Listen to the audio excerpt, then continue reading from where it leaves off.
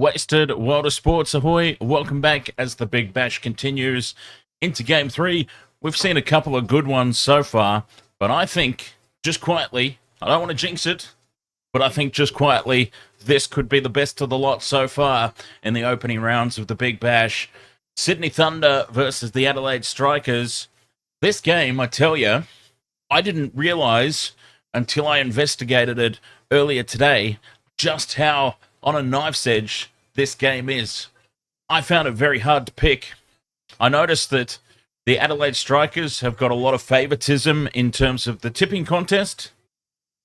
Lots of fans have gone for the Strikers, probably based on the fact that the Strikers have won their last 5 games against the Thunder. That's 5 on the trot. And that will be a hard statistic to overcome. But the Sydney Thunder have actually recruited quite well. I was just running through the teams a little earlier, and my goodness, they have actually recruited quite well. The draft has been very kind for the Sydney Thunder, and I think they'll be hard to beat, actually. I'm now leaning towards the Sydney Thunder winning a close one here. Blake, ahoy there. Welcome along over there on the YouTube live chat. Defunk there as well. J-Joe, XJC, Nicole Payne, ahoy. Wasted World of Sports, of course, live on YouTube, live on TikTok, eventually. Took a little bit of going tonight. It's always the way, though, right? Like, you think everything's all good to go, and then you jump onto TikTok Studio, and it says it needs an update, so you've got to wait and install that update. Nathan Cleary's just joined the chat. Wow. What an honor. Obviously not the real Nathan Cleary, but still. So I'm actually leaning towards the Sydney Thunder in this one after a lot of deliberation, but it should be a good game. I mean, David Weenie Warner aside, looking forward to this one. Nathan Cleary asked, do the Thunder go all out 15 again? I don't think so. No, I don't believe so. The Sydney Thunder have actually recruited quite well.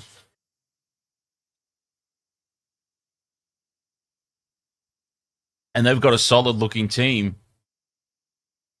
Much better balanced this year, I believe, the Sydney Thunder. Mads asks if I know why Darcy Short isn't playing.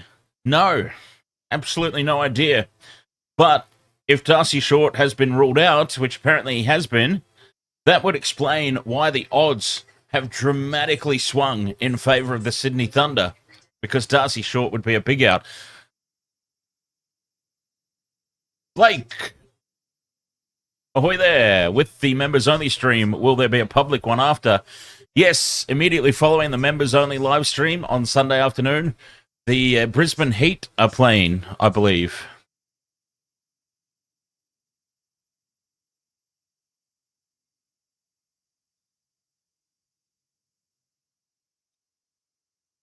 So I'm going to be one very busy camper on Sunday. All weekend, really. Busy the entire Big Bash.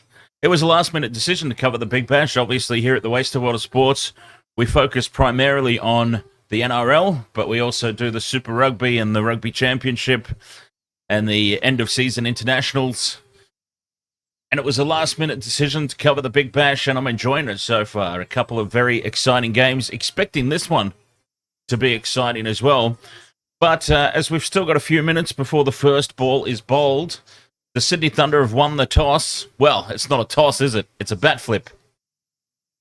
Oh, did anybody see, actually, now that I think about it, did anybody see, I think it was yesterday's game, the bat flip, and they it's not Make-A-Wish, but I'm going to say Make-A-Wish because I've got no other way to present it at this point in time, but they had a special bat flip, and a kid had the honor of actually doing the flip, and he wouldn't wait for the call. He was supposed to hold the bat and wait for the signal, wait for one of the captains to make the call, and he just kept throwing the bat up in the air immediately. As soon as they gave him the bat, he would just throw it up in the air.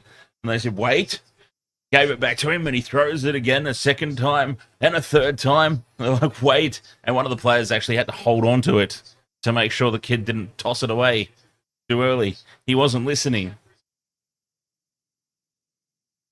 All right, so a couple of minutes till the opening delivery. And I just want to run through here what I'm talking about. Listen to the Sydney Thunder squad. David Warner's the captain, obviously. Sam Constas.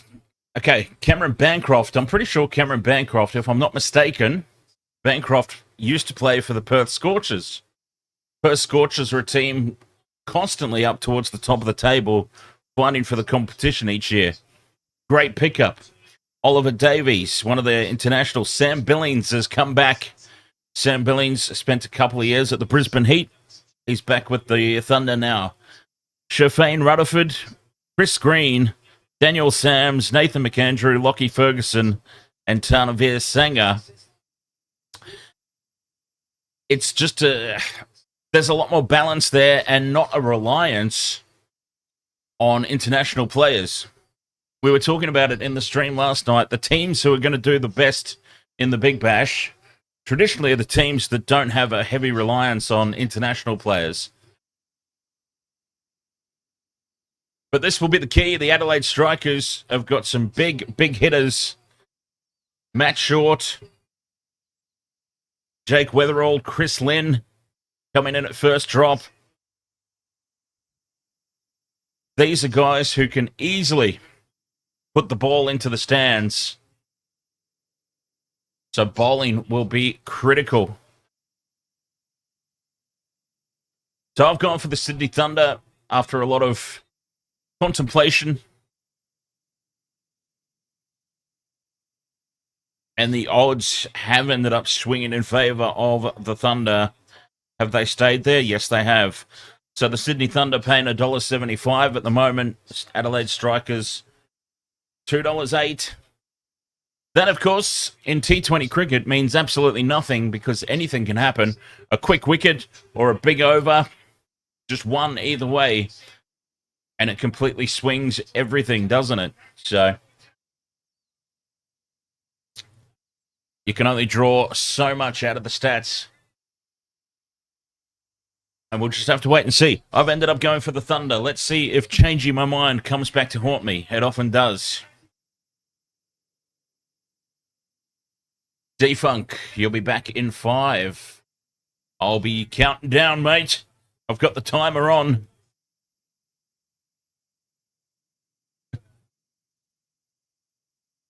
Matthew Short.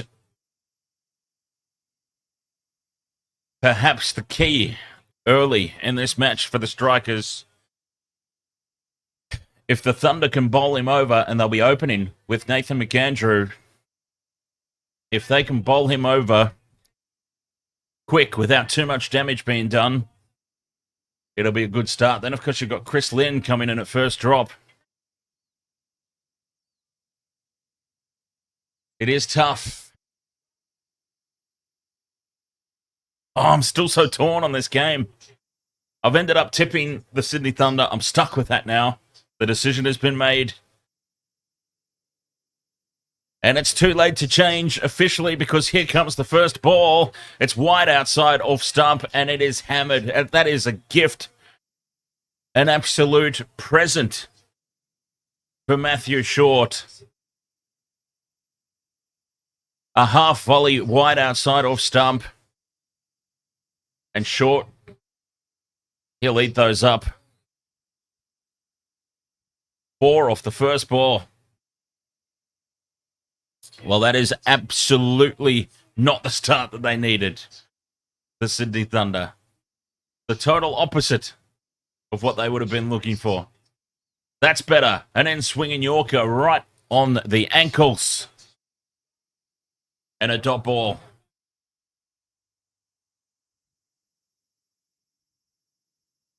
McAndrew with a nice adjustment.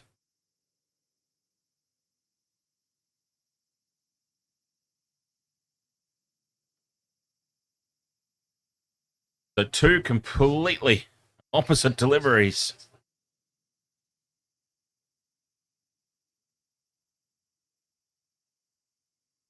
McAndrew, this time he drifts down leg side, and that goes away for 4 leg buys.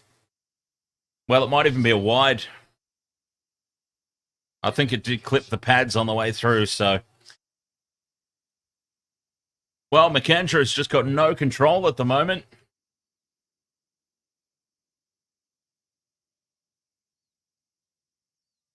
This has not been a good start with the ball.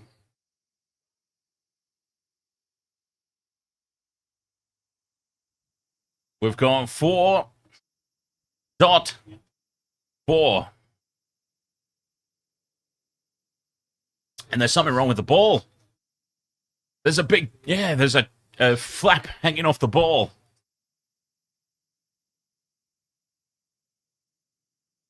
Well, that's not good. None for 8. 3 deliveries gone. And that's a much better delivery. Beats the bat, hits the pad. Way too high, though. Ambitious appeal.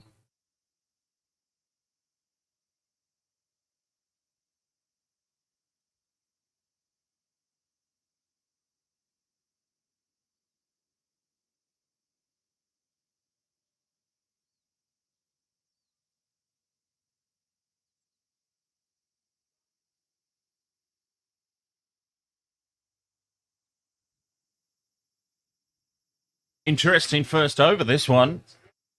A couple of good balls, a couple of bad ones. McAndrew in again. Short, goes for it. It's gone straight up in the air. Doesn't have enough distance on it. It does. It beats the infield, but it won't get to the fence. They'll come back for 2. Well, this first over's had absolutely everything. Right.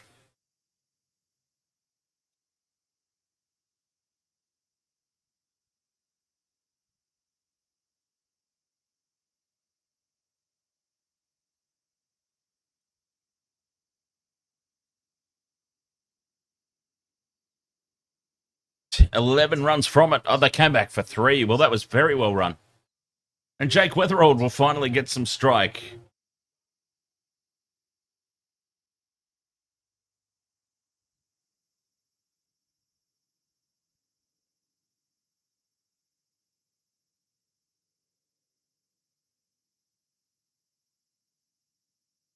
Outside off, edged slightly uppishly, but through the gap.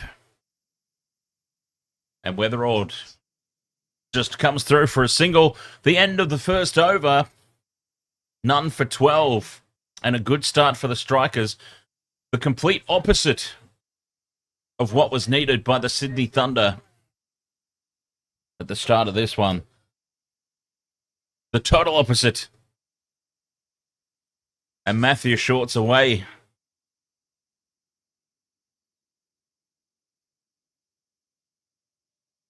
They've got to be better than that, the Thunder. I've been giving them raps. That's what's happened. I talked them up. Some dark clouds lurking in Canberra. Hopefully no rain. For those of you who've been following along with the test match, Australia and India, we've seen too much rain. Blake asks what I'm doing for Christmas. Just lunch/dinner with the fam. As Ferguson charges in, Weatherold leaves it outside off stump. Much better bowling. And a crucial dot ball. What a start it's been for the Strikers, Matt Short specifically. But, I mean, that was to be expected, wasn't it? Matt Short.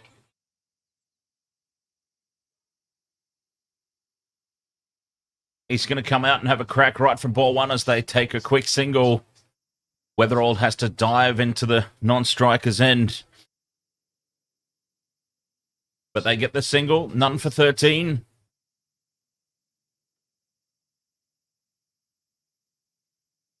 Control is the order of the day.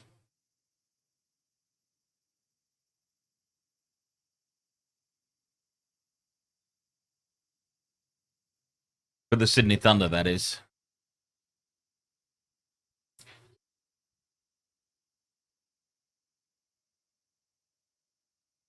That first over was not what they would have wanted, but I mean, we've seen from the previous 2 games that we've covered, it can and does change very, very quickly.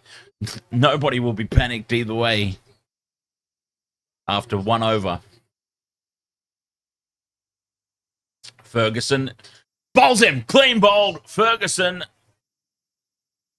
Beautiful ball. Pitches it up. Swings it in towards the pads. And Matthew Short could not resist having a big hoik at that one. And he has missed it completely. The stumps have gone flying.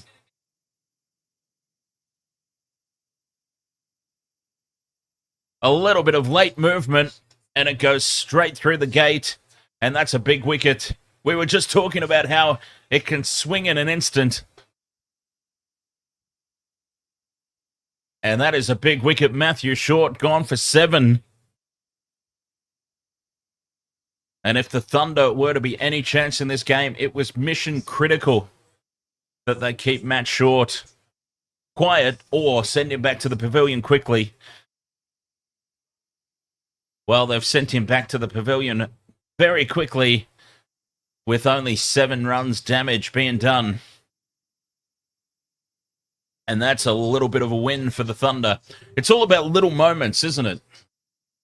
T20 cricket is a lot of luck. But outside of that, it's the little moments. And just going through this Adelaide Strikers lineup, obviously taking out Matt Short early is one of those little moments. And here's another one, Chris Lynn. Another big hitter and almost exactly the same delivery from Ferguson. That shape angling back in through the gate.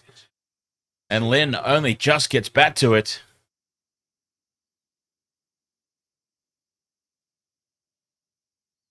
It is 1 for 13.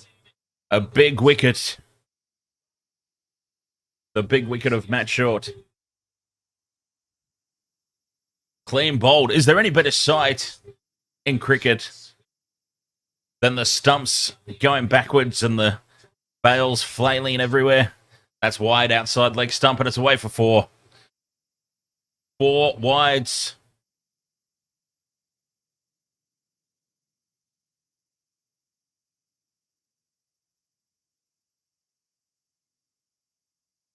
And that was pretty loose. Just relieves the pressure a little bit when things like that happen.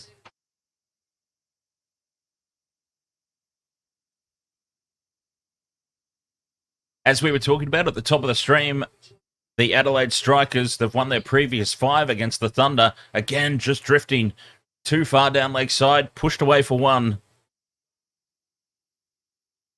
That could have been a lot worse.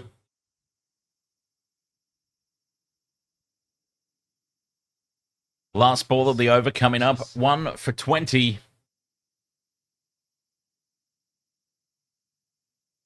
And a very mixed bag to start this innings. Chris Lynn back on strike. Ferguson. Much better delivery, that one. Forcing Lynn to play. And it's a dot ball. 1 for 20 after 2. The run rate, absolutely fine. No problem there for the Strikers. 10 and over. That's all good.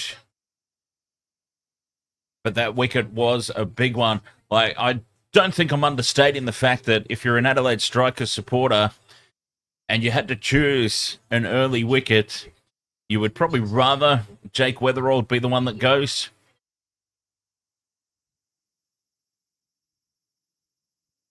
No offense to him, but I think you would just obviously want Matt Short out there for as long as possible. if he's playing for your team. Well, they're keeping McAndrew in the attack. He needs a better over this time around, and that's a good start. Beats the bat. Weatherald trying to guide it down to the boundary, but misses it completely.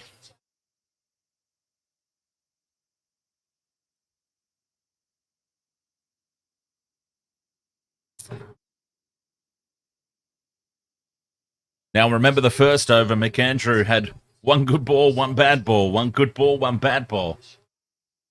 He started with a good one. This could be the boundary ball. Or has he improved for the second over? He has improved, but it still manages to beat the infield. Just a single.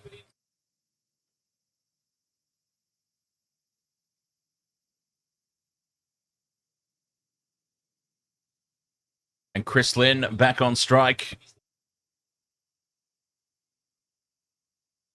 to face his first delivery against McAndrew.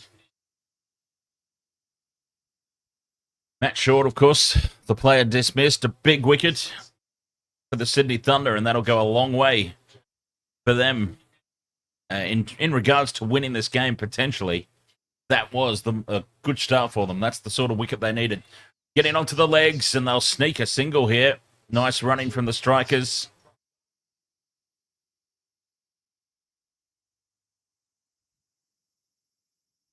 One for 22. Rafiq, ahoy, mate. My prediction for this game is that it's going to be a very close one. I've gone for the Thunder, though. We were going through the team lineups just before the stream, and the Thunder have recruited very well. The draft has been very kind to the Sydney Thunder. They look like a much better balanced team as Weatherall charges and sends it into the stands just as I'm talking them up. McAndrew bangs one in short, and Weatherall charges and hooks it over the boundary. A big six.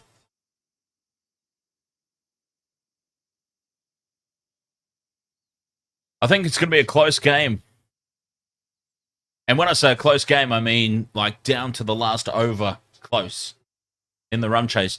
Ziu, Tenawisicorn, ahoy! Weatherall now pushes this one over mid-off. And that's going to go to the boundary, will it? Yes, it does have enough on it. And that's gone for 4. Well, Jake Weatherall. You know what? This is my fault. I did this because last over I had just said, ahoy there, Nate, by the way. Last over I had just said, if you're an Adelaide Strikers fan, you'd probably, and you had to give up an early wicket, you would probably want it to be Jake Weatherald instead of Matt Short. Well, Weatherald, he's got the earpiece in, and he's heard me say that, and he's gone, I'll show this guy. Boom, he's gone again. Pulls it away. Has he got enough on it? Yes, he does. A nice effort in the outfield there by Daniel Sams. But he can't save the boundary. Another 6 to end the over. And McAndrew, he had an average first over. He's had an absolute stinker of a second over. And I'm afraid that I'm to blame for that one. Sydney Thunder fans, I'm sorry. That over was completely my fault.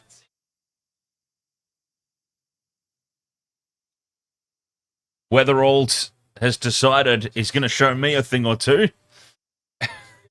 And he races to 20 off 9 balls. And the Strikers 1 for 38 after 3. But that one was a big one. Matt Short gone for 7. Clean bowled.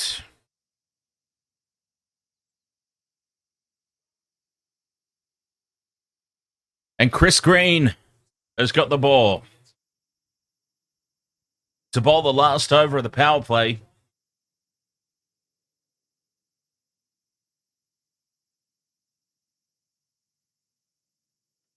And there's very little relief here for the Thunder bowlers because Chris Lynn's on strike. If they could bag him early, that'd be a nice one for them. Oh, and talk about have they bagged him? Chris Green with his first delivery, and Lynn has just popped it back to him, diving away to his right. A beautiful caught and bowled. And Chris Lynn's on his way. 2 huge wickets in the power play. Short's gone for 7. Lynn's gone for 2. Early advantage to the Sydney Thunder on the back of those 2 massive wickets. Oh, look at Chris Green. He can hardly believe his eyes. The first ball, and it just loops up.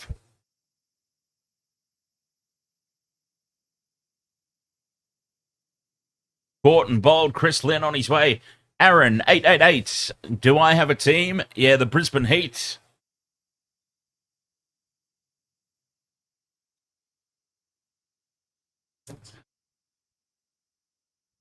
So tomorrow night, the Heat play their first game, taking on someone. Obviously. I actually don't know who they're playing. Ah, the Stars. Thank you. 2 for 38. Green. In again. Just guided off the legs there from Nielsen. Square of the wicket.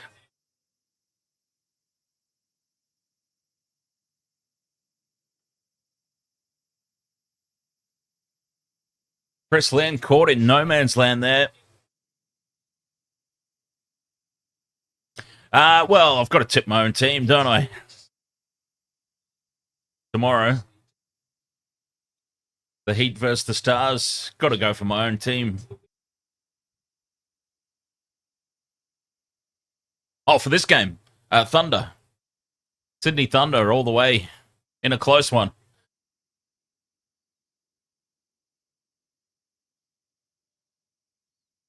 Two for 39. The Strikers, absolutely no problem with the run rate.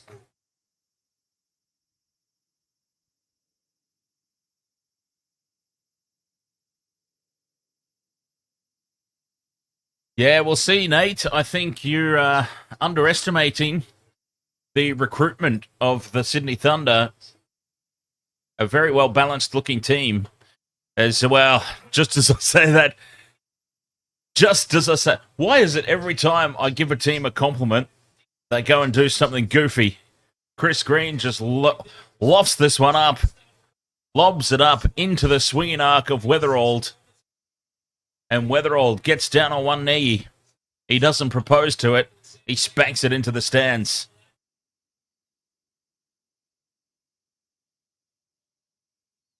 One bouncing over the rope.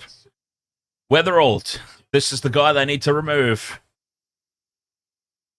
And now he puts it through for another boundary. Well, Weatherald's on fire. They've got to do something about him. Quick smart. He was listening to my statement earlier, and he has taken it personally because he's just come out after that and gone bang, bang, bang. He's raced to 24 of 12 deliveries.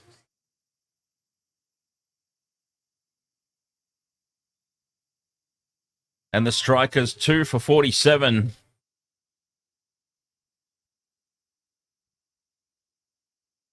On 7, yes.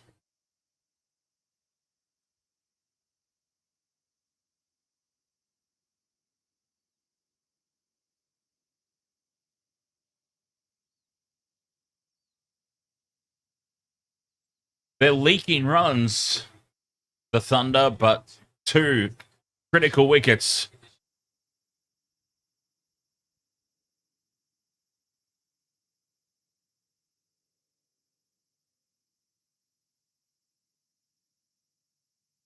Seven has bad ads after every over. Yeah, I have a tendency to not pay attention to them.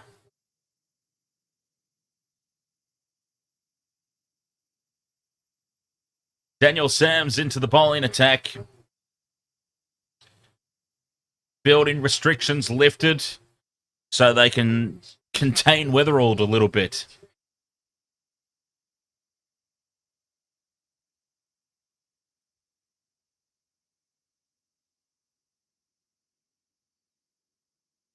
Two for 48 after 4.1. The run rate very, very healthy. Sam's in again. Well bowled. And just fended down from Weatherald.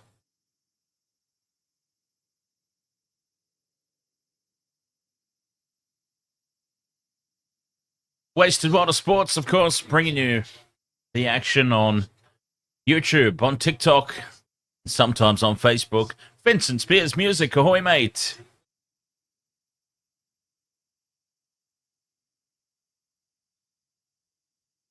Sam's with the left arm pace. Just sort of bangs this one in a little too short. And Weatherald pulls it away for 4. Right into the gap.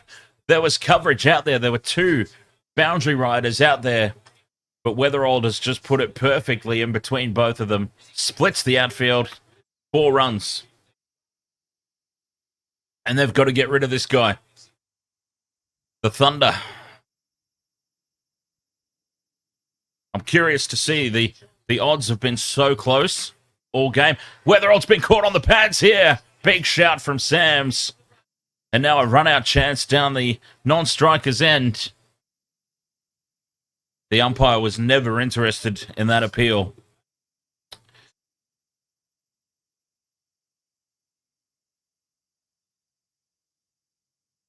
Wow, it's even Stevens. Both teams paying $1.90. It has been very hard to separate these two teams in the entire lead-up to this match.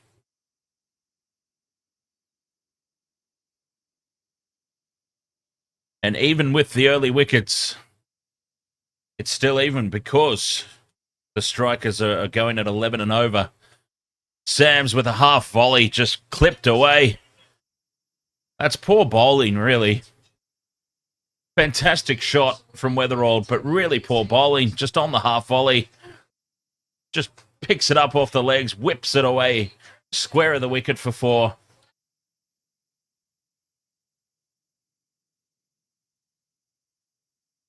Weatherald's on fire. It's a one-man show out there. And it is becoming critical now that they send him back to the pavilion. And he beats the infield again. Is that another 4? Racing away over the outfield. It's the Jake Weatherald show. 13 runs from Sam's first over. And that was with fielding restrictions lifted. That's really, really poor. I'm afraid there's just no other way to describe that. That's it. This is just really poor bowling.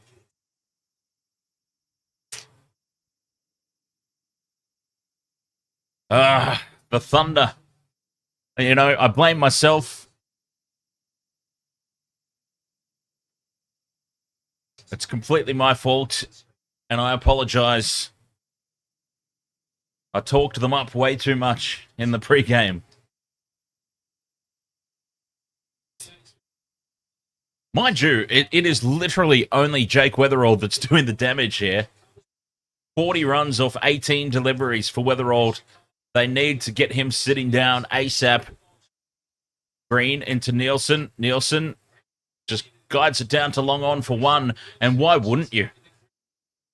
Why would you not just take a single and put this man on strike, Weatherald?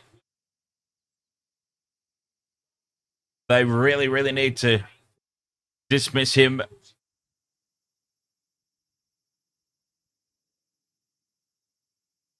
Green could be the man to do it. Top edge, straight up in the air. This should be out. And it's taken. Sanger, I believe, has got under it. And right on cue, they have sent Jake Weatherald back to the pavilion. Or back to the dugout.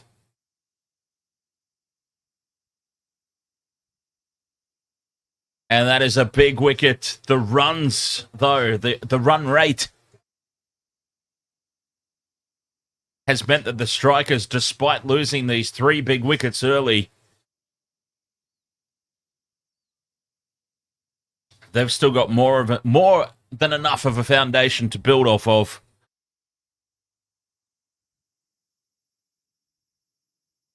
But that's huge. That is a massive wicket now.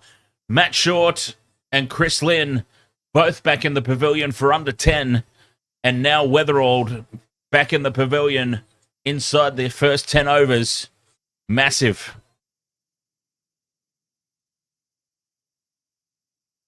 And it's Chris Green who's done the damage again.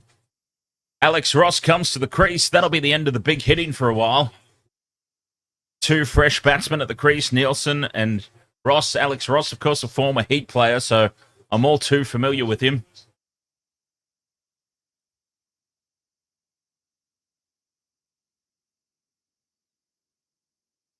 Ross just dabs at it and no run. This will be an interesting little period here for the Thunder.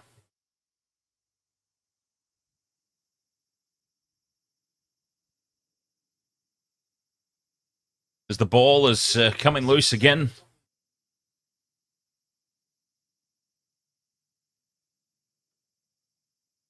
That is such a big wicket, that one. Weatherall top edge. Sending him on his way. Ross just guides this one. Square on the leg side for 1. And it should slow down for a couple of overs at least while Ross and Nielsen get their eye in. Only 5 deliveries faced between the two of them. So they'll just need to settle into their game here. And the Thunder can try and limit the runs as much as possible. Less than 6 and over would be nice.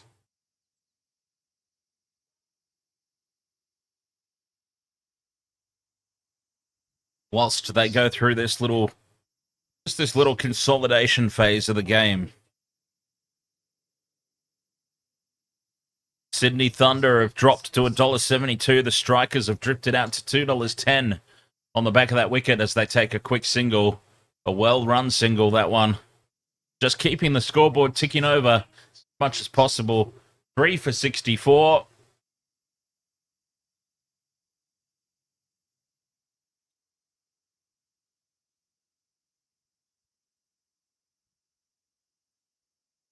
And the Thunder, they survived the onslaught.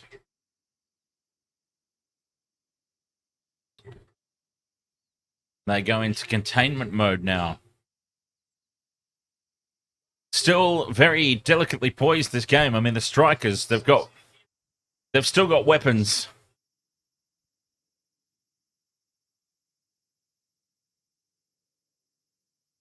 As Sangha comes into the attack. These could be some big overs.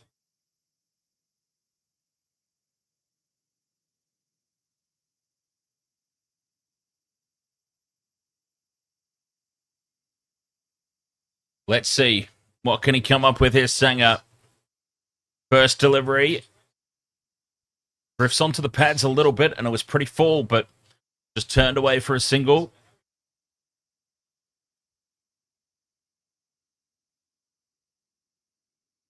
I think they'll take anything less than 6 and over for the next couple, that's for sure.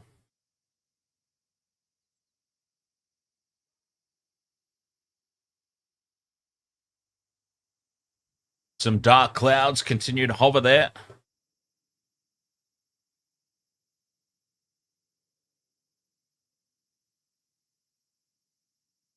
Aaron Clark says Sydney Thunder win. Oh, I hope so because I've tipped them. 3 very, very important wickets to start. But they have allowed the run rate to not get out of hand, but it's remained over 10 despite those wickets falling. But those are 3 big players to be back in the dugout. Defunk, you went for the Strikers. A lot of people did, mate. A lot of people did. I like to live dangerously. I like to live dangerously and go against the flow. And that's exactly what I did. And it's very delicately poised at the moment, this one. 3 for 68. I mean, that run rate will drop under 10 in the next over or two, that's for sure. Nielsen and Ross, as they just get their eye in. Ross steps back to give himself room, just casually plugs it down to long on.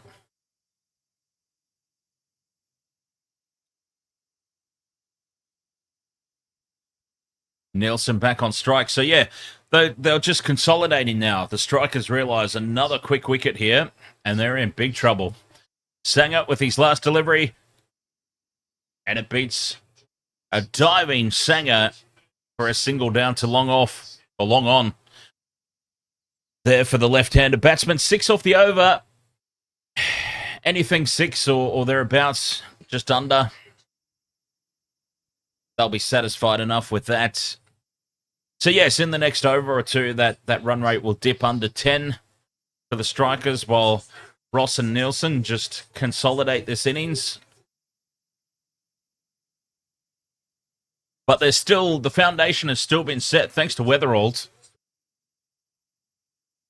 Weatherald's 40 or whatever it was, 13 or 14 deliveries. Boy, he went quick. 40 off 19, there we go, right on cue. Sets the foundation. It was a very quick start. 3 for 70 after 7. Nielsen tries to sweep this from outside off. Doesn't even come close to getting hold of it, just the one run.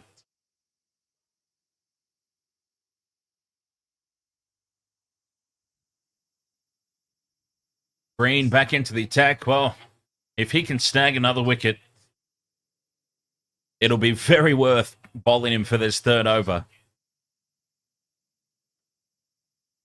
No question about that. Green tosses it up. Ross resists the urge and just guides it down to long off. They're just going to take the 6 and over here for the next couple. They'll take it up to 10 overs maybe, and then they'll start thinking about, oh, he's clean bowled him. He's clean bowled him. Well, Green, we had just said if he makes the breakthrough, it's well worth persisting with him for another over. And here on the third delivery, he's gone straight through Nielsen. Was it bowled or stumped? I'll tell you in a second. He's been bowled. The top of off stump, straight through the gate. And that's a huge wicket. And now, massive, massive advantage, Sydney Thunder. They are well on top. And the odds, I'm sure, will start to reflect that. Match betting is suspended while they readjust the odds. But yes, Sydney Thunder well and truly on top now. Nielsen's on his way back. Chris Green is bowling majestically. 2.3 overs, and he's now just picked up his third wicket. And despite the run rate, the Strikers are in big trouble. Who have they got coming out now? Jamie Overton. But outside of that, they've still got some hitters to come. Fabian Allen and James Baisley, Henry Thornton, Cameron Boyce and Lloyd Pope still to come. But Chris Green doing the damage with some unbelievable slow bowling. And Overton starts with a dot.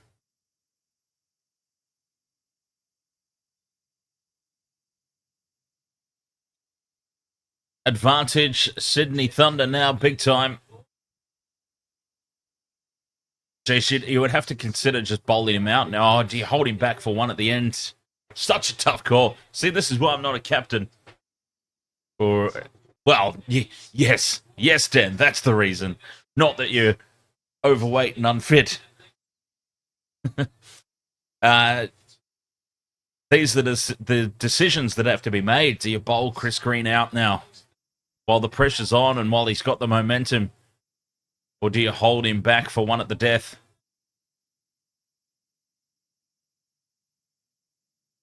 Four runs and a wicket off that over. That was a massive one for the Sydney Thunder. The Strikers 4 for 74.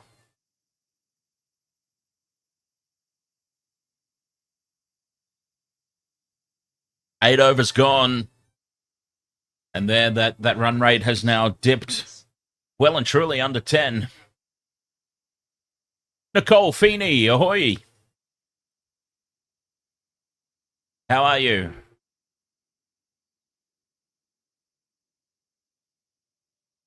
Over there on the YouTube chat room. Waste of Water Sports, of course, live on YouTube, live on TikTok.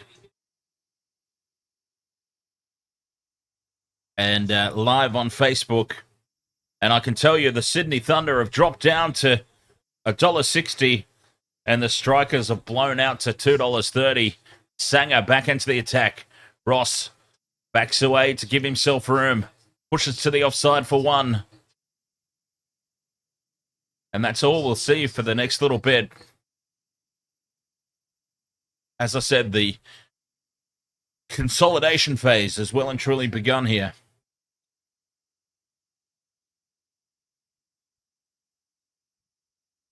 Four for 75. 8.1 overs gone. Zane Smith, ahoy. Welcome along over there on TikTok. And Blake over there on YouTube saying hi to Defunk. Sanger in again. Overton just turns him away fine down the leg side. Just the one.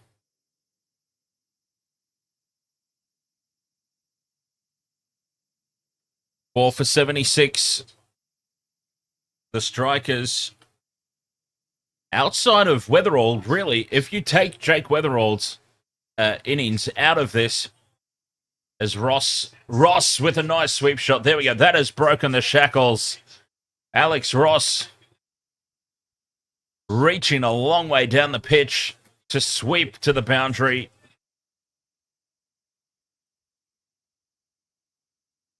Will that set them free now a little bit?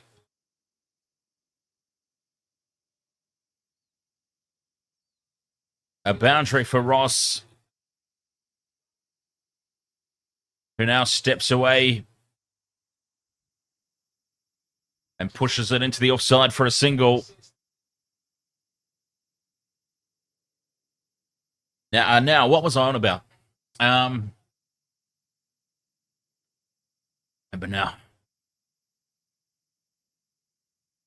Sanger racing through this over. They're actually flying through the overs with Chris Green and Sanger. The two spinners working in tandem. We are flying through these overs.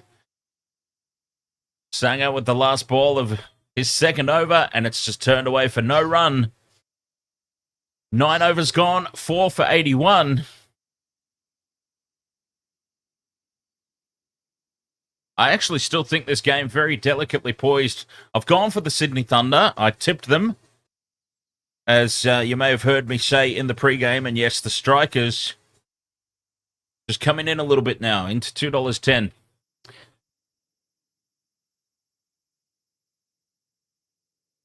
They need to keep the pressure on. Another wicket or two. Another wicket or two in the next 5 overs. 5 to 6 overs.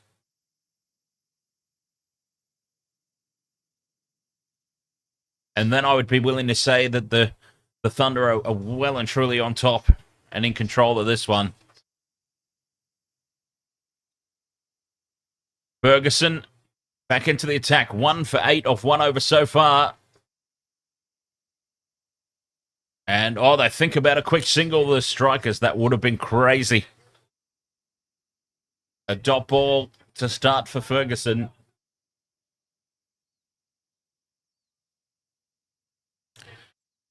Remember the Thunder, they won the bat flip and they elected to bowl. They're doing it all right at the moment as the current run rate drops below 9 for the first time.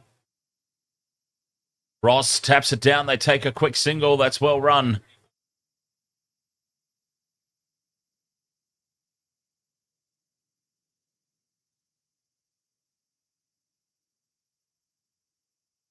In terms of a score that the Strikers might be aiming for here. Oh, geez. Once again, after the start that they got, my first target is always 140. If you can get 140, you've at least got something to bowl at. You've got something to defend.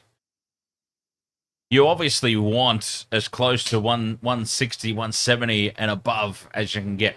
Obviously, I mean that is just a dream. Dreams don't always come true, though.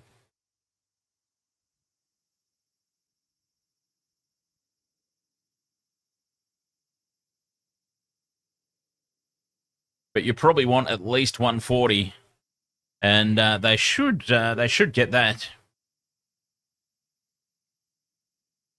The way that they've started as Overton turns it down the leg side for one. 2 off the over so far, 4 deliveries gone. This has been good bowling.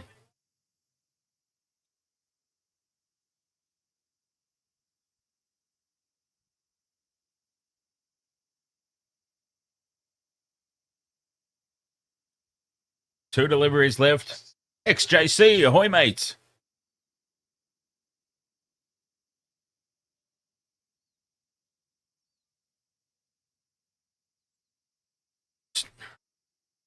It's full. Ross steps away to try and give himself room. Can't beat the infield. Well fielded there. Well stopped. And it's a dot ball. Only 2 off the over so far. Big delivery, this one. If they can stay with just 2 off the over, then it was a very justified decision to turn to Ferguson. Ross steps away again. A little inside edge. Just pops it down on his feet, and they race through for a single. 3 runs from the over. It was a good one there from Ferguson. 10 overs gone. The Strikers 4 for 84. We're a quarter of a way through this game. I'll pop off for a quick break. I'll be right back for the continuation of this one.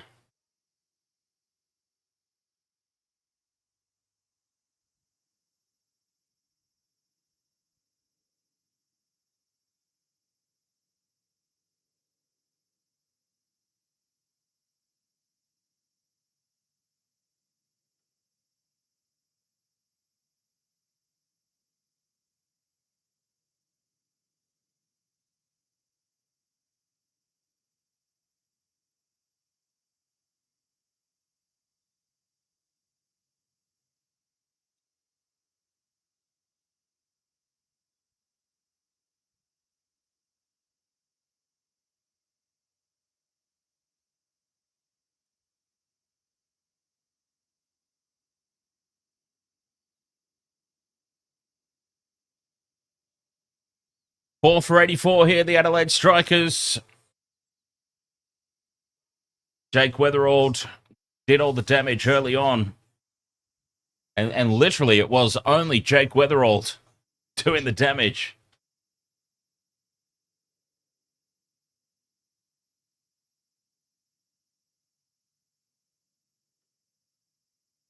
What can they come up with for the rest of this? The Strikers with Overton and Ross, if they can build a partnership, still anything could happen. A power surge is still remaining. The power surge is capable of changing an entire match, isn't it? Michelle, ahoy there. Power surge can change anything. Those dark clouds are still hovering. I mean, let's not rule weather out.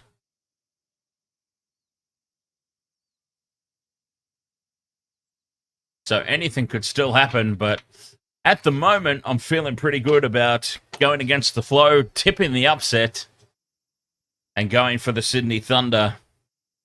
Because I should imagine that most of the tipping contest probably did the safe thing and backed the Strikers.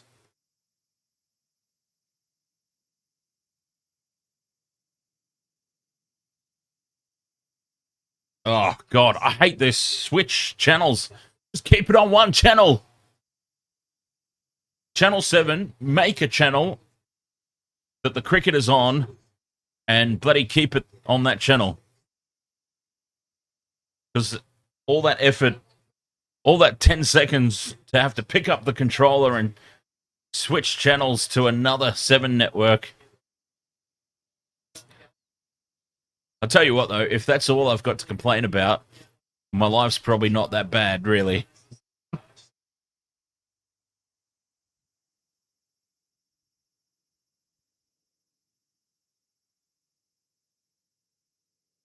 Tim Payne, of course, the coach of the Adelaide Strikers, as I found out today, earlier on. So that was something I didn't realise.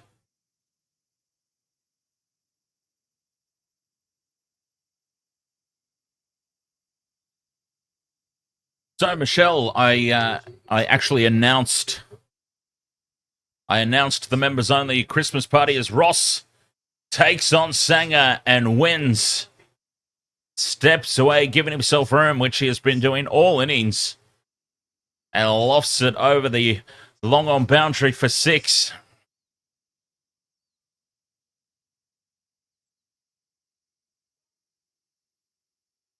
So we're locked in now. We have to do it.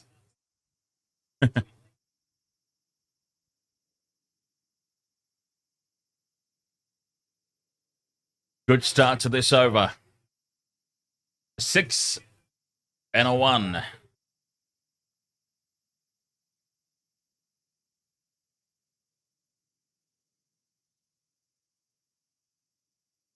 But it's okay if you are unavailable, then, and that's fine. What we can do is just I'll shoot you some topics and you can pre-record, and I'll just play the pre-recording during the live. Top edge from Ross, and picks out the fielder, and Sanger makes the breakthrough. The Adelaide Strikers' wickets continue to fall. That is the 5th one down. They've still got themselves a score here, or capable of getting to one. But another big wicket. Alex Ross is doing what he does, because this used to frustrate me no end when Alex Ross was playing for the Brisbane Heat. He would get himself set, and then he would do something goofy like that. An unnecessary big shot that would relieve all the pressure and throw his wicket away. It's good to see that he's still doing it, even though he's left the Heat.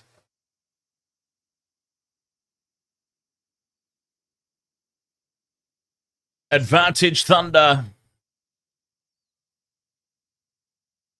And the odds, I'm sure, will update momentarily to reflect that. Yes, the Adelaide Strikers have blown out now to $2.50.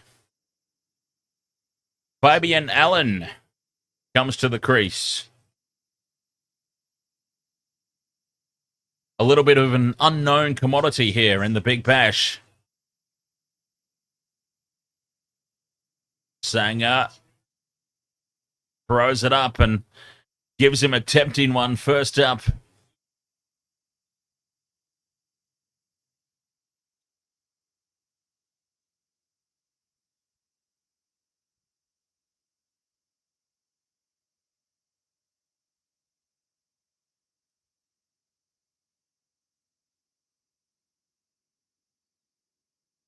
Sanger with his last delivery of the 3rd over, and it's just fended by Overton, who's going very slowly here. 4 off 9. He's just getting his eye in. Ross was the batsman who needed to take control. So they will be absolutely filthy that he's thrown his wicket away.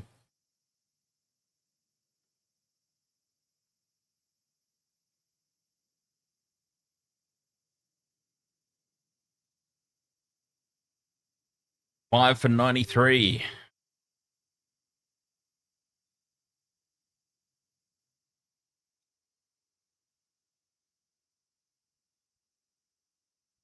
Daniel Sams back into the attack. He had a poor first over, 13 runs from it.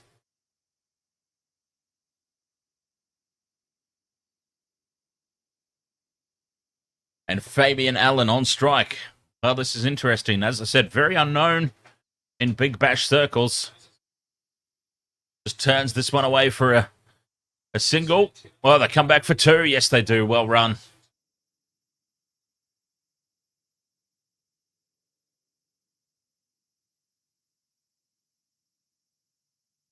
Five for 95. The run rate, 8.51.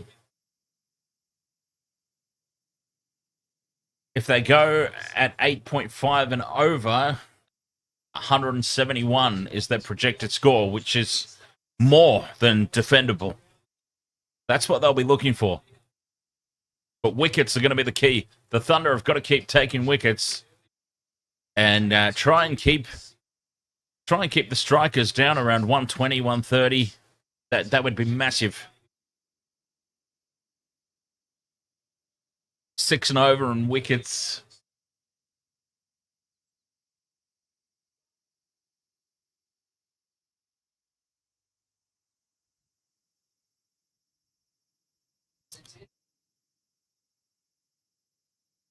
Sam's in again.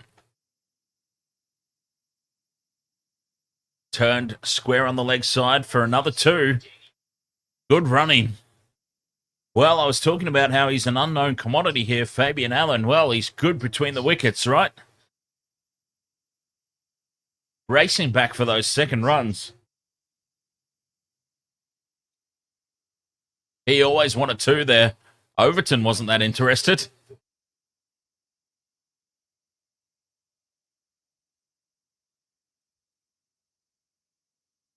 Short ball.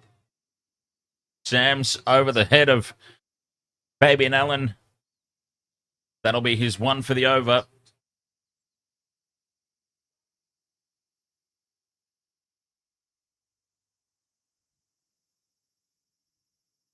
Five for 97.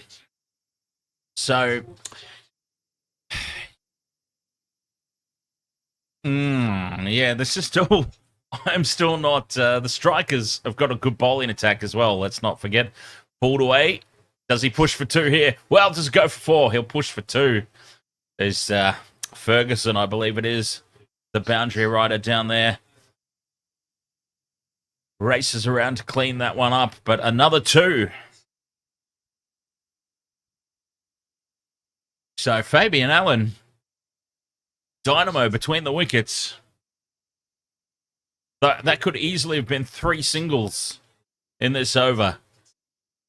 He's turned them into twos, which could become critical. This time just taps it down for no run to finish. So a 2 and a dot, a 2 and a dot, a 2 and a dot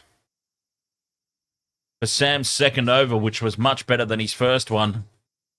6 runs from it, and it's 5 for 99.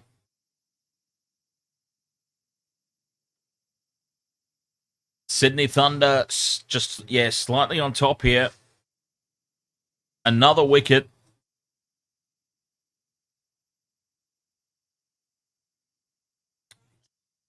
$1.55 for the Thunder, $2.40 for the Strikers. So another wicket, I think, would blow that out immensely.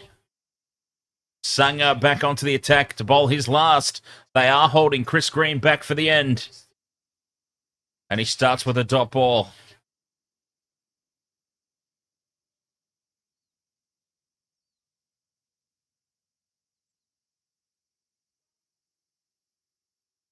Overton charges him, drives down the field for just one. Do they push for two?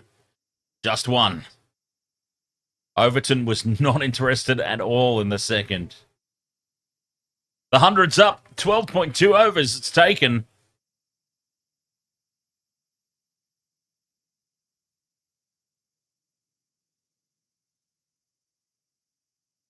Drifting down leg side for a wide. Sanger. Ball bowling.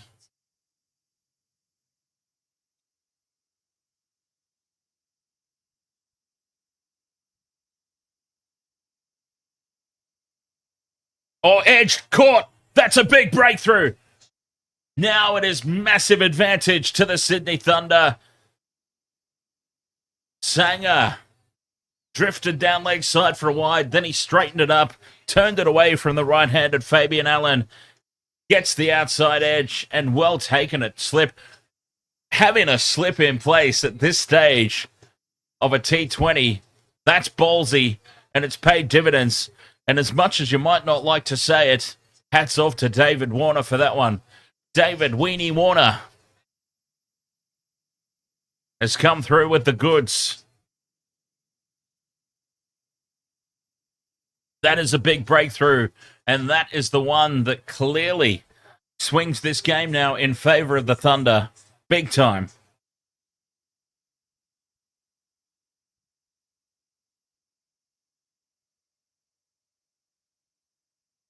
Fabian Allen back on his way.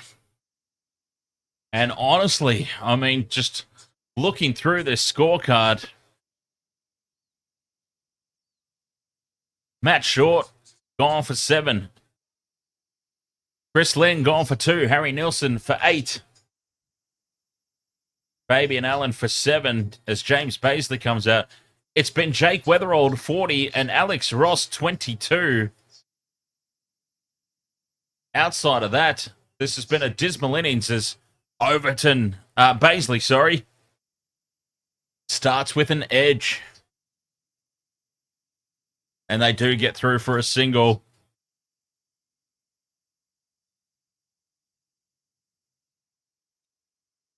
Six for 101. 2 deliveries left here for Sanger. And he's been dropped. He almost had another one there, Sanger. And McAndrew should have taken that. Well, is that the gift that swings this match? That should have been taken. Now, that is a regulation catch. And it's been dropped. And Overton says, I'll just pop this down. And we will see Sanger off 2 for 27 after his 4 overs. But, he could have had a third. That's a big let-off. How critical will that be? We'll find out. There's still a power surge to come. Remember, this is only, 12 overs gone? 13 overs gone. There is still a power surge to come.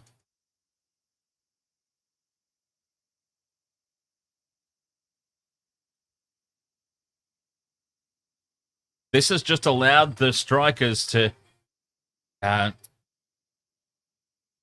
keep a batsman out there for the surge. Regulation chance. Oh, that should have been taken. It's chest height, straight into the hands of McAndrew, and it popped straight back out.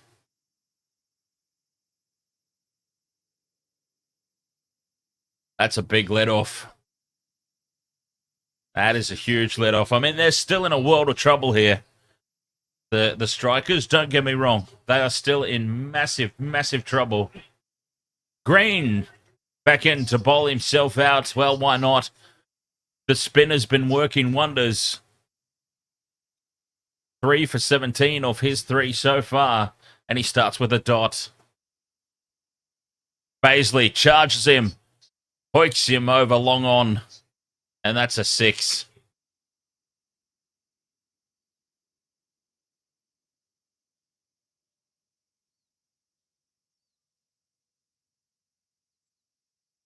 Paisley. Paisley was the man who was dropped in the last over. I mean, let's remember that. Steps back to give himself room again. Turns it to the onside. They'll come back for 2, will they? No, just the 1. So there we go. Pay attention to that. Paisley dropped on 3. He could come up with a massive, massive power play, a power surge.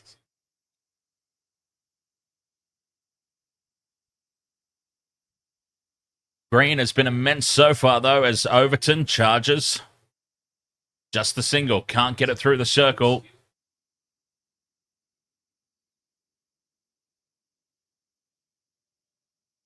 He's had a wicket in every over so far, Green. How massive would another one be? 2 balls remaining in his spell. Paisley beats the infield, but it will just be the single.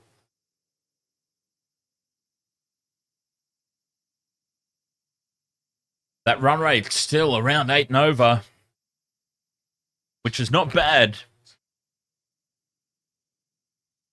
Enzo says Strikers probably getting 155. Yeah, I reckon around that. What have they got? 6 overs. 6 overs left. If they go 6 and over, 36. It'll be around 150, 160.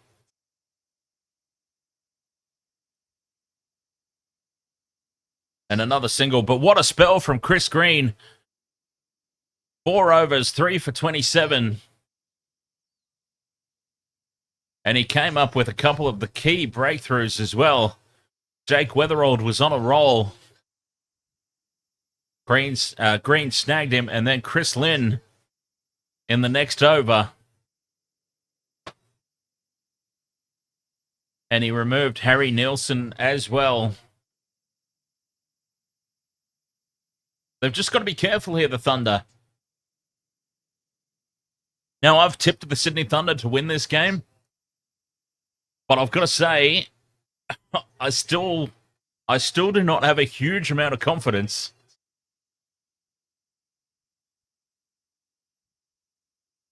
This could, even with 6 wickets down, this could still get away from them. Here come the key overs now, the power surge.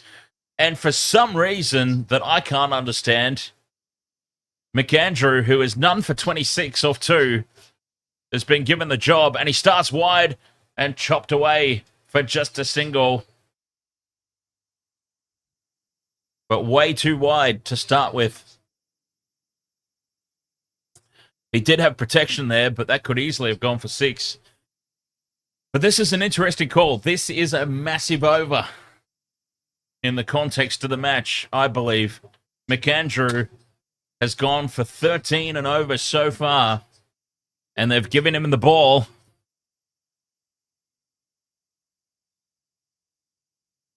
And that's wide, outside off again, and it's called as such. Well, McAndrew's not started well here. Enzo says, you're just lucky Ling got 2. If not, that's all Adelaide.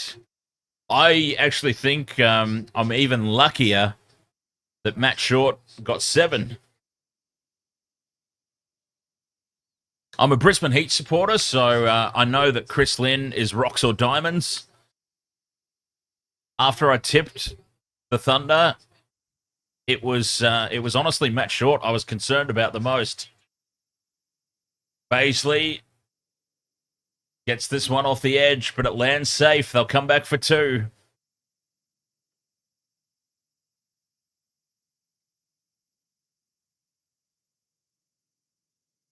Yeah, as a Brisbane Heat supporter, Chris Lynn, when he's on fire, there's nobody quite like him, but it's become fewer and further between when he actually is on fire. Poor old Chris Lynn. Well, I mean, I say old. He's not old, is he? Enzo, you're a Renegade supporter. No idea why. Can't remember why. You're from Auckland. Well, there you go. As Paisley pulls this away into the stands for 6. Well, this was always going to be the big over. I can't understand why they've gone to McAndrew. McAndrew had gone for 13 and over with no wickets. And they have turned to him for over 1 of the power surge, and he is getting absolutely tonked here. Enzo, probably because there's no... Well, actually, Enzo, I'll tell you, the reason why I ended up being a Brisbane Heat supporter is because when I first started watching Big Bash, the very heavy Kiwi influence on the Brisbane Heat. Remember, for a long time there, it was McCullum And Daniel Vittori was the coach at one point.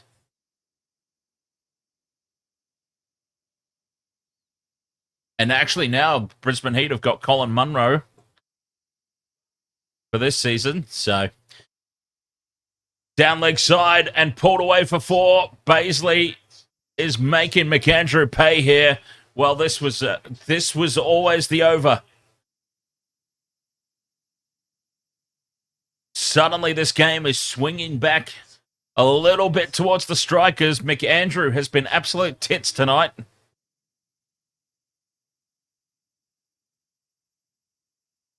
.5 overs, none for 44.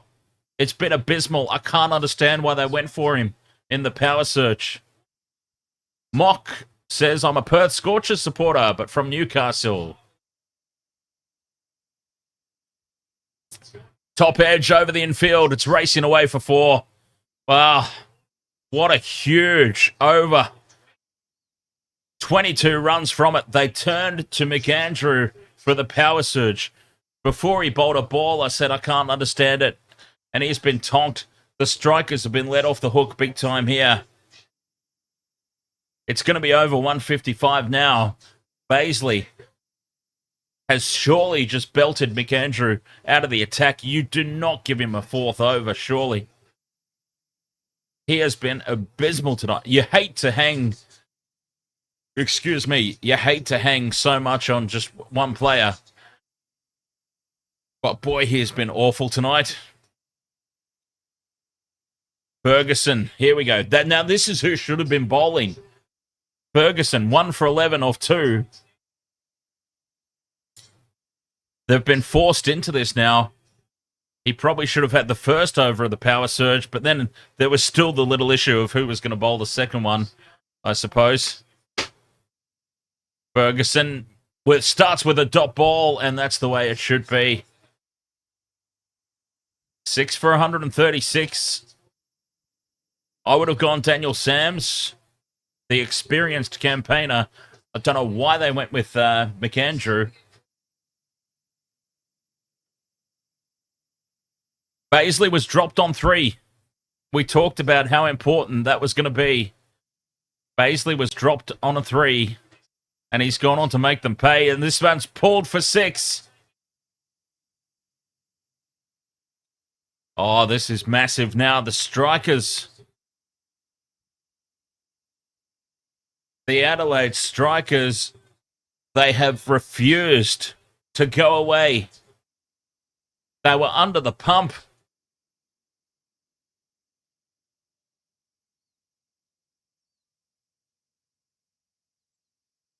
They were completely under the pump. Oh, they're on for 170 here. As Overton puts it over mid-off, and that's another 4. The power surge is coming up with the goods. 170, 180 is on now, and that'll be a huge score. Oh, how the odds have changed, I bet. The Strikers blew out to $2.50 at one point. I reckon they've come right in now, and they are the favourites. They are the favourites. The Strikers have come into 160, and the Thunder have blown out to 230. The Sydney Thunder have really, really let this slide. They were in full command of this innings, and they have just completely dropped it. Enzo, Wasted World of Sports, live on YouTube, live on TikTok, live on Facebook, covering the NRL, Super Rugby, all the internationals. And it's the first time that we've covered the Big Bash. This is our first year covering the Big Bash. Bowled him! Well, that's an answer for Ferguson. Baisley's on his way. Ferguson tosses it up, an in-swinging Yorker. And Baisley has done the damage, though. He was dropped on 3.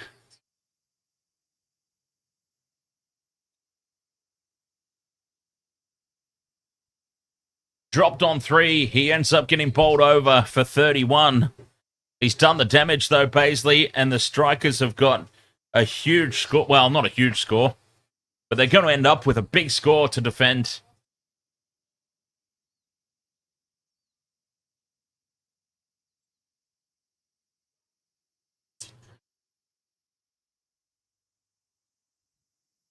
They've taken the wicket, but it might be a little bit too late. James Bazley, though, take a bow. He swung this game. I mean, literally swung it. The odds at one point there were $1.30 for the Thunder and $2.50 for the Strikers. That wicket has just evened it up a little bit. The Strikers still favourites, though, at 172.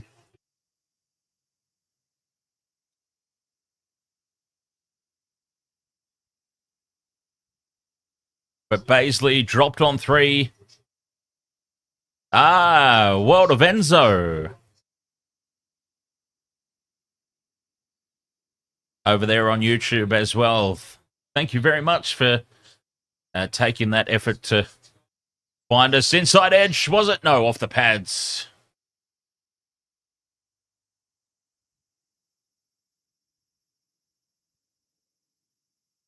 And a huge power surge.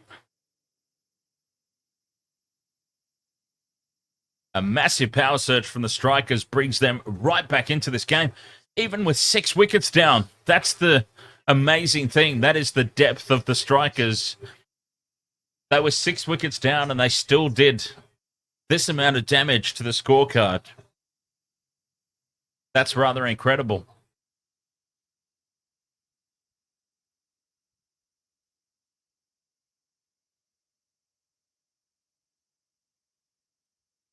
They have absolutely no right to be this far along. Quite honestly, the Strikers, 7 for 147. Sams, wide outside off. Overton slashes at it for no run.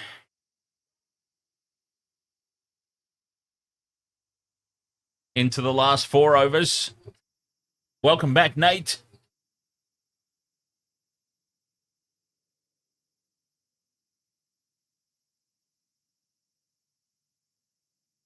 Overton's the key here, you think. And there it is, right in the slot. A half volley in the swinging arc, and Overton has sent it. 6 runs over long on. Well, that's really poor bowling. That was just a half volley right in the swinging arc. Boy, they've let this slide, the Thunder.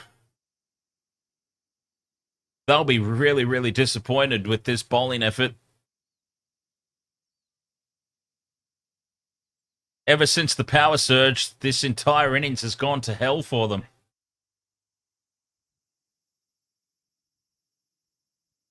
Seven for 153. I mean, they're on for 170, 180 here. Still 3 overs to go.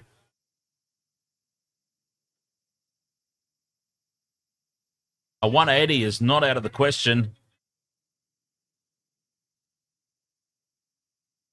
They've got to get a wicket. They've got to bowl them out, basically. The Thunder have, in my opinion now, got to bowl them out.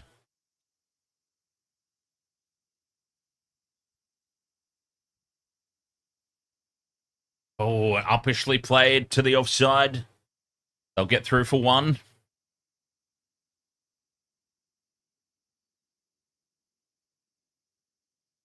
It puts a lot of pressure on Davey Warner. That's for sure.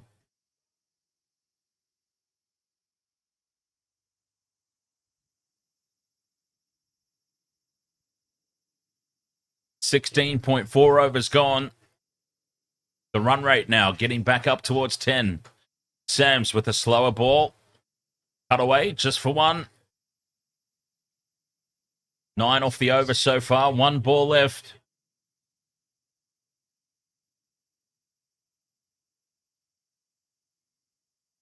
It'll be interesting to see. I mean, I was talking the other night about how you can't really judge a cricket pitch until both teams have batted.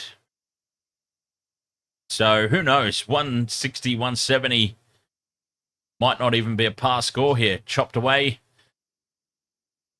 But just a single to finish that over. 10 from it.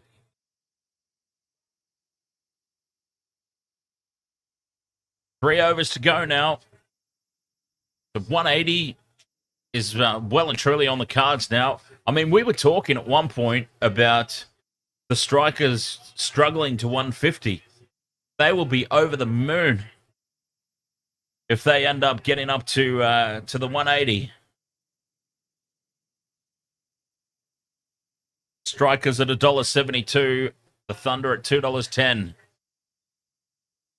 For what that's worth. I mean, the odds are just something that I'm interested in personally, keeping note of. They're quite meaningless at the end of the day, really. Because, I mean, if David Warner comes out and hits 15 runs off the first over, right? 2 sixes off the first couple of balls, suddenly that completely changes, doesn't it? The odds. So they're rather pointless. They're just fun to follow along with. That's all. Dot ball for McAndrew. Well, here we go. This McAndrew has got a lot to make up for. He needs a maiden over here. A wicket maiden. None for 48 off 3.1 overs is abysmal. That is so bad. Only a wicket maiden will save his night. Slower ball, pulled away, just one.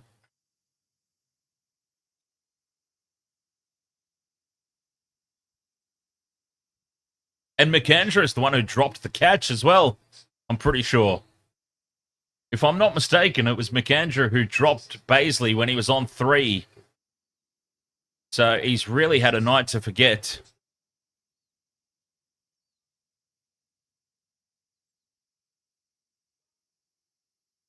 Slower ball. And Overton's tried to pull this away from outside off. It ends up just going down to long on for the 1.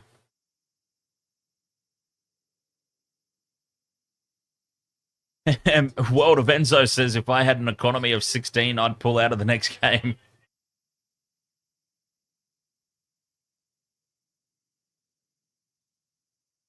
Yeah, look, I'm not going to say anything because I don't know that I could do any better. But I mean, it's not my job, is it? Either, in fairness. So maybe I am allowed to criticize. This has been a much better over, though. It might not be a maiden. It might not be a wicket maiden. But there's only 3 from it so far. And when he's been going for 72 in all the previous ones, well, there's a wide. Wide outside off stump.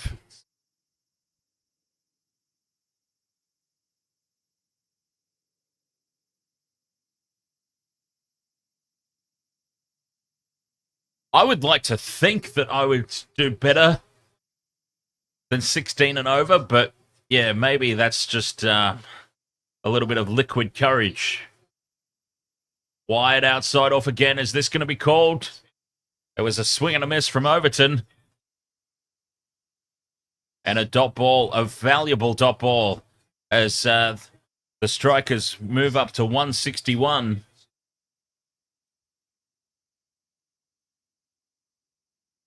Two overs remaining.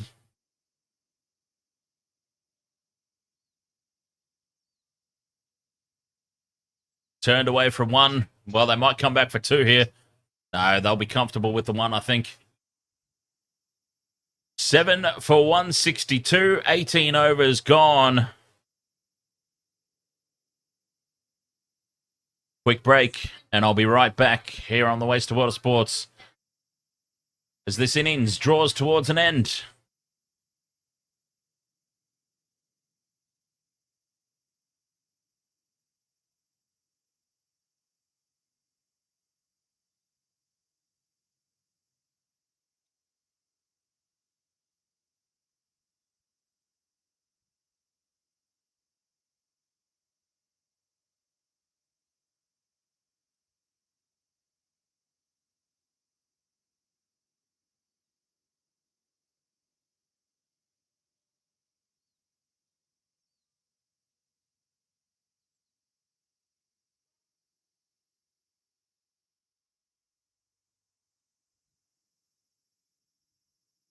And they've started with a 6 for Sam's.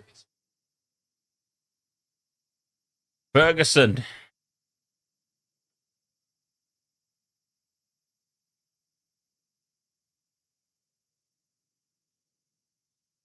Ferguson or Sams? Mookie, ahoy there, mate.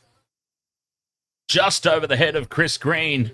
Well, that would have capped his night off if he took a majestic catch on the boundary. Top edge. Looking for two. They come back. And they get it comfortably. Wow, this is honestly, this is absolutely incredible. The Strikers' recovery.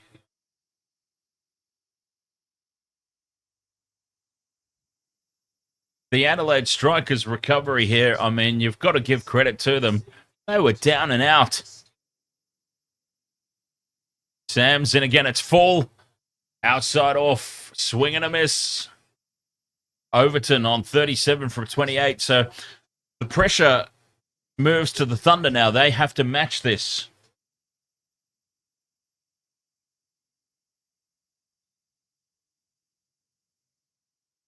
And that puts a lot of pressure on a batting team and a chasing team when they know that they have to match, essentially, what was set. And there were some big power surge overs for the Adelaide Strikers. They took full advantage of the field restrictions every single time.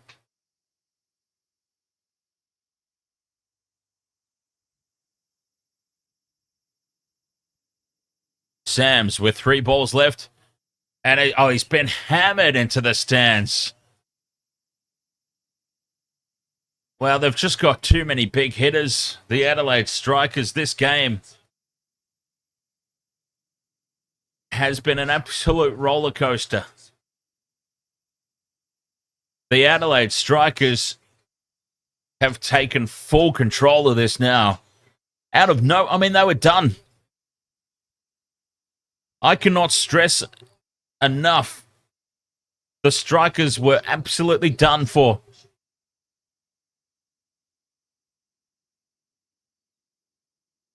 They were dead and buried.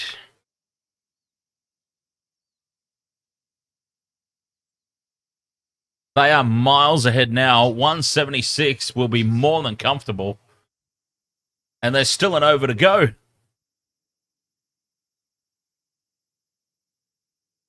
This is absolutely incredible. I've never seen anything quite like it, where wickets have just tumbled. The wickets have just tumbled, but still, it has not stopped them. They're going to be very hard to beat.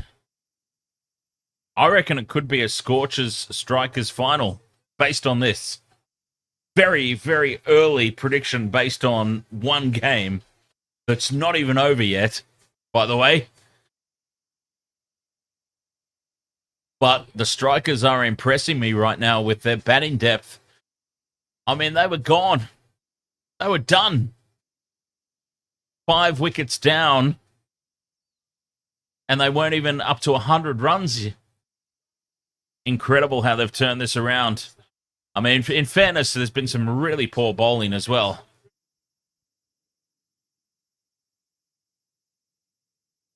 Some really poor power surge bowling has led to their demise as well. The Strikers, huge, very firm favourites now with the bookmakers. Ferguson to bowl the last over, pulled away. Picks out the fielder in the outfield, just the 1 run.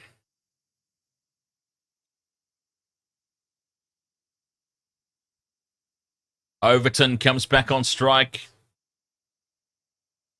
7 for 178. Well, it looked unlikely that they were going to get 120 or 130. The way that Overton's been hitting them. Oh, and a swing and a miss outside off. Oh, they're coming through for the single.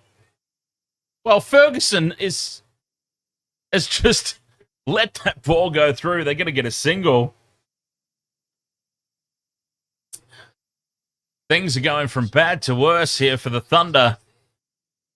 Ferguson just has to catch that and tap the bails off. But he lets it go past, and they get the single. Overton back on strike. Importantly for the Strikers.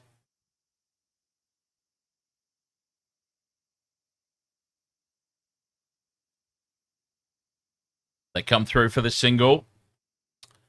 7 for 180. 3 deliveries left. And the Thunder have let the Strikers get about 50 runs more than they probably deserved, to be perfectly honest. And this is going to take a monumental chase. Bowled him. Thornton's gone. Ferguson gets his third, but it's too little too late, really.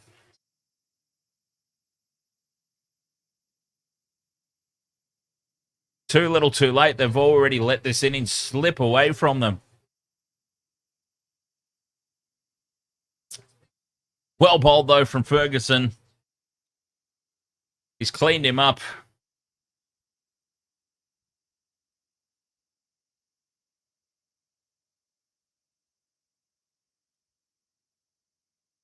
Eight for 180. That is going to take some chasing. And the Thunder, disappointing bowling. A lot of pressure on Davey Warner. Oh, excuse me, when this run chase starts.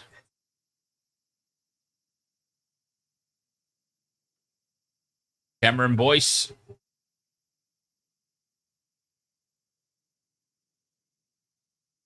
Highest score of 51 not out. See, they just bat all the way down, I suppose, is the advantage that the Strikers have. Just to bat all the way down. This Boyce guides this one away for a single. And this will be the last ball. The last ball of the innings, 181.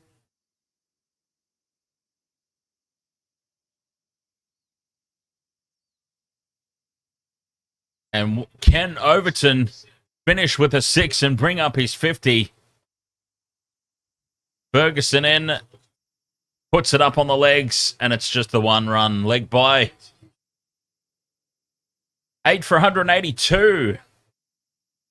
The Strikers well on top. I mean, that's a massive score. This is the score that it looked like they should have got after the start that they got off to with Weatherald. But then the Thunder got themselves on top with all the wickets, and it slowed down for a little bit. But then Baisley was dropped on 3 and absolutely destroyed in the power surge. And I would have to say at the innings break, big advantage to the Strikers. I've never seen anything like that. That's amazing. Just constant wickets. We're looking at the Manhattan graph now.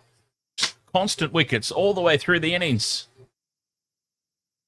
Over 2, over 4, over 6, over 8, over 11, 13, 16, 20. Just constant wickets throughout the innings. Usually what happens when there's constant wickets falling throughout an innings is the run rate never really takes off. But the Strikers have been able to keep that run rate up, and they've set themselves a massive, massive score to defend here.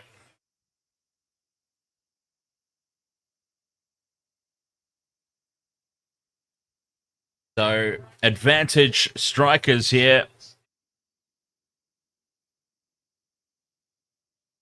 The Thunder with it all to do. Let's see, what are the odds? Yes, Sydney Thunder 230, Adelaide Strikers 160.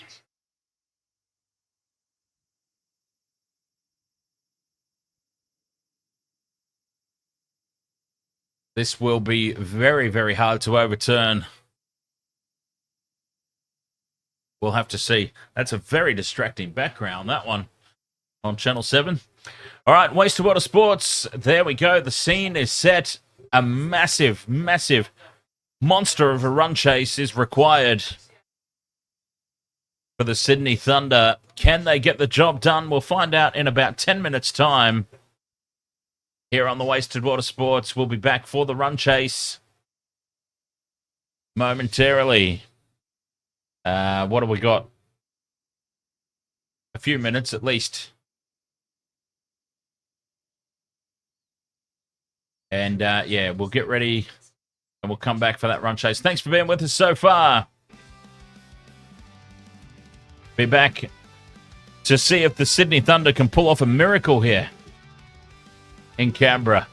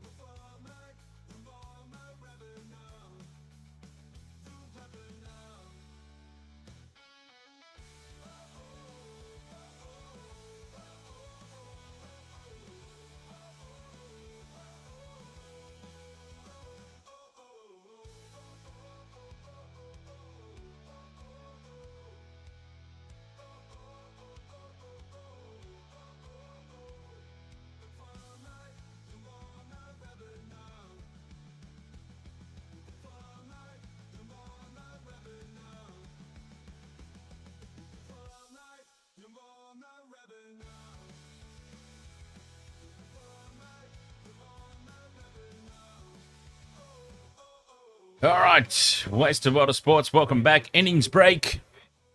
The Adelaide Strikers have set 8 for 182, a massive, massive total. They had absolutely no right to get that far up. They really didn't. Incredible. I mean, a brilliant effort that they've done it. And it's going to take one monumental run chase for the Sydney Thunder, who had moments throughout that innings where they were on top themselves, but just could not land the killer blow. What I was most impressed with the Strikers was, we talked about it before the innings break, a Manhattan graph with that many wickets in it is usually stagnant, but it was so consistent all the way across. Even though they were losing wickets, the Strikers, they were scoring runs, and they've ended up with a huge total. More than defense. I think they've actually got about 50 more than they need, to be honest. It'll be interesting to see how this plays out, but yeah, I'm thinking that they've got themselves a nice 50 or so run buffer. Well, I might be exaggerating a little bit there. I have a tendency to exaggerate. Maybe 50 runs is a little bit too over the top, but I mean, I don't think it's an exaggeration to say that they're at least 30 runs comfortable. The Strikers, it will take a big effort. There's going to need to be one of the bowlers, at least one of the bowlers for the Strikers, that just has a complete nightmare.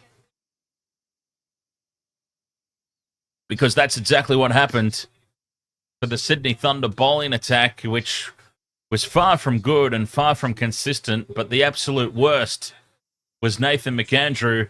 Nathan McAndrew, 4 overs, none for 53. It was every single over that he bowled was the turning point in favour of the Strikers. And you hate to single out one player, whether we're doing rugby league, rugby union, cricket, it doesn't matter. You really do hate to single out one player. But in all honesty, it's hard not to in this instance. None for 53 off his 4 overs.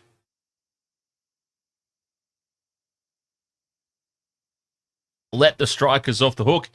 I'm pretty sure as well, I don't want to blame him for something that he didn't do, but I'm fairly certain that it was McAndrew who dropped Baisley when Baisley was on 3. Baisley ended up making a rapid-fire 30 or 40 odd during the power surge, which completely solidified the Strikers as the firm favourites in this match.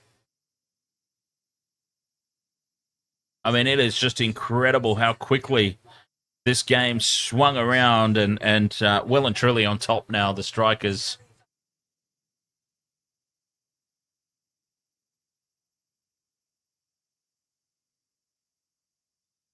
Wow. Hazelwood ruled out for the rest of the Test series against India.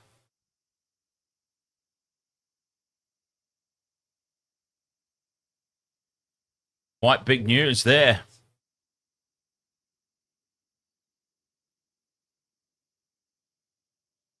Massive news there in the Test cricket world. No Hazelwood for the rest of the series. And what a big win from what a big win for India today. Avoiding the follow-on means a draw is incoming. And who was the smarty pants that put a cheeky $100 on the draw when he saw the weather forecast well in advance of this Test match, when it was paying $6.50? Yo.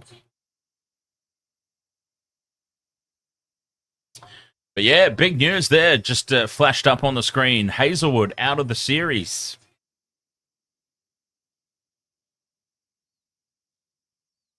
And Michelle says, a calf strain, by the way, Michelle. So Lord only knows what he was doing in the sheds during all those rain breaks.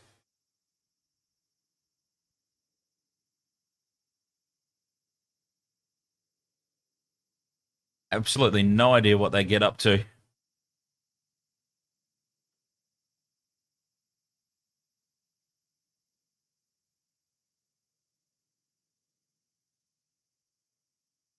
Eight for 182 here, though. The Adelaide Strikers well and truly on top. I took the risk and I backed the Sydney Thunder, put the proverbials on the chopping block and went for the upset. And, well, it was looking good for a little while there, but the Strikers, unbelievable. I cannot describe just how impressed, how incredibly impressed I am by the Strikers. To lose wickets, this is what I always wanted from the Brisbane Heat, basically. What we saw tonight from the Strikers is what I've just always longed for as a Brisbane Heat supporter. I realised that the Heat won the competition last season, so it might seem weird to be hanging so much crap on them, but traditionally, the Heat are terrible. And it just reminds, right now, I'm kind of like Homer Simpson building the barbecue. And I'm looking at the Strikers and I'm going, what a mighty fine looking barbecue this is. Why doesn't mine look like that? I'm so impressed to just lose wickets all the way through the innings the way that they did, but still, they've ended up with 182. When it looked at one point like they weren't even going to get to 130. Very, very impressive. Well, here we go. It is all on the line now. The run chase is about to get underway. There is David Weenie Warner. He'll be the non-striker.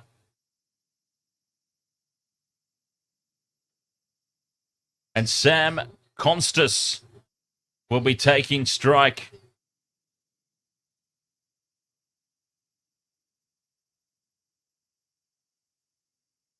It is going to take a monumental effort here from the Thunder.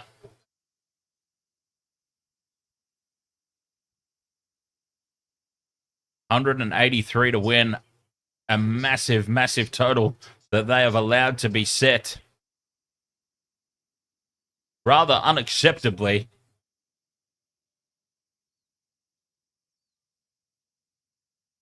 And starting with spin. And it's on the legs early. Pulled away. Does it get to the fence? It does. Now that is a great start. Constas pulls it away for 4.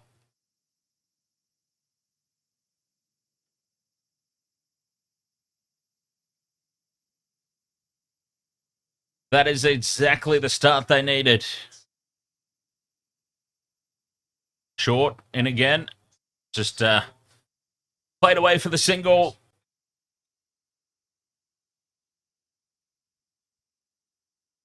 And Warner on strike.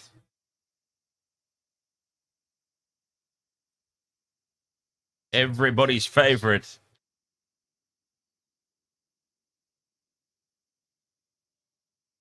David Weenie Warner.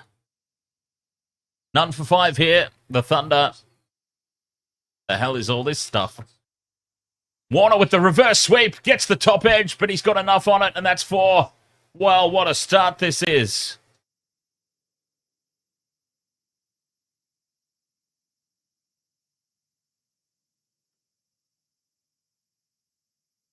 Needless to say that this is exactly the start that they needed. Another boundary. It's none for 9 off the first 3 deliveries.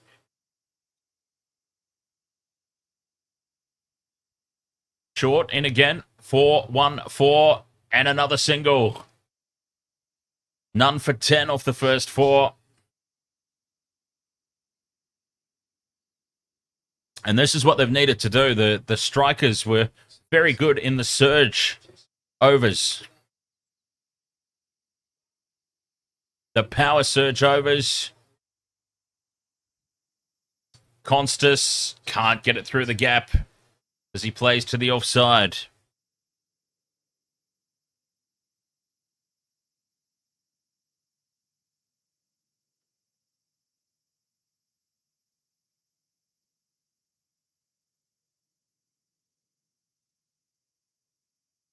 Final ball, and it's played away through the gap. They'll get at least 2 here. It might race over this outfield for 4, and it does. It's another boundary for Constance. And that is a dream start for the Sydney Thunder in this run chase. None for 14. They need 8.89 and over. I don't know what the hell's up with the scoreboard at the moment on the screen.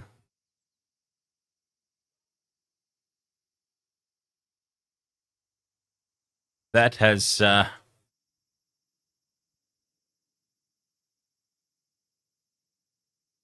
is just not loaded in properly for some reason.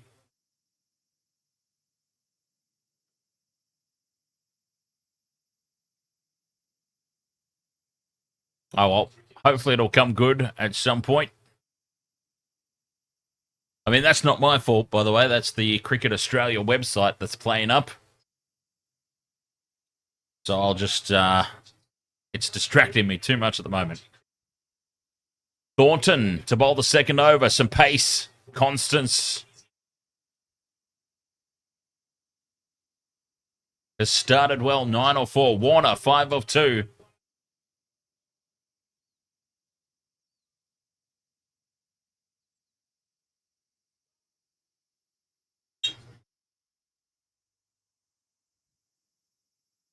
None for 16. Chris Lynn's on the mic. And they start with a 2.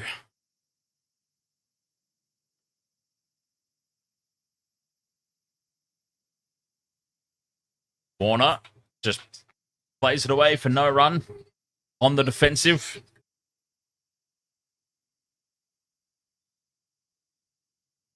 There we go. It's finally updated, I think.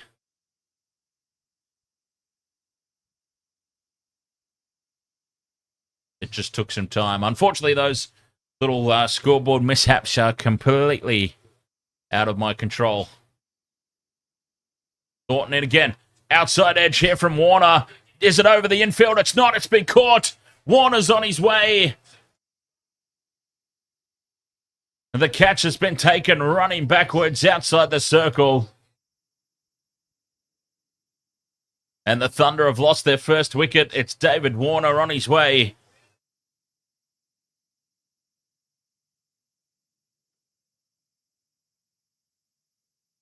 And an early breakthrough, much like the Strikers innings. But I just don't know that the Thunder have the same depth and resilience to recover from this. Great start from Thornton, 1 from 2. And Warner has played a very short role here in the run chase.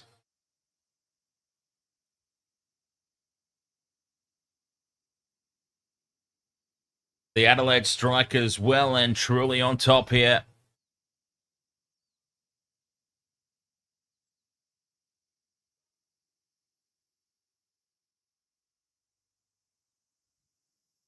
I just don't think that the Thunder have the same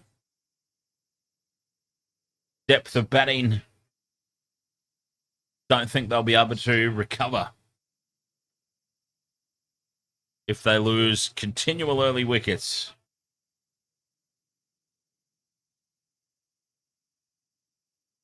Cam Bancroft comes out to the crease. Big breakthrough for the Strikers.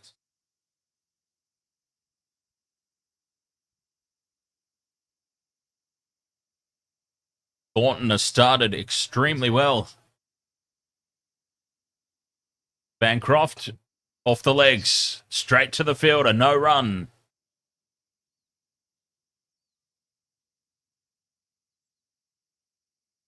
Thornton bowling extremely well.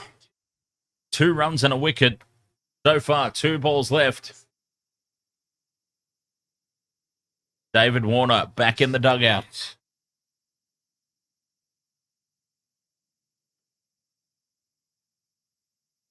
Current run rate, 9.6. Required run rate, 9.1. Slashing at that one outside off. And a swing and a miss from Bancroft.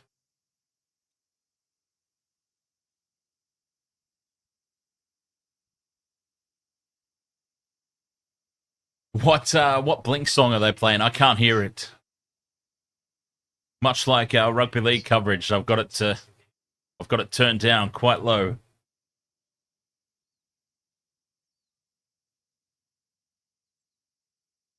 Thornton with the last ball of his first over. It's been an impressive one. Cut away for Bancroft. At least two. They save the boundary to the Strikers and fire this one back. They're happy with just the one. That's poor runny. Oh, they did come back for the second. Okay. I take it all back. They did come back for the second.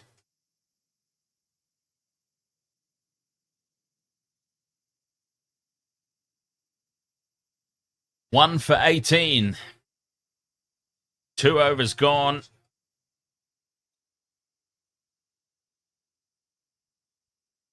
Adelaide Strikers with the advantage.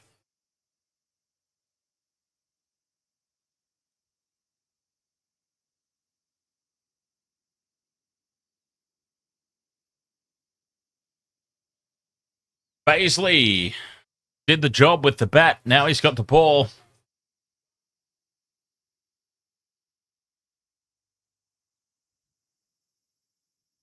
All right, what can they do against him? Constas on strike.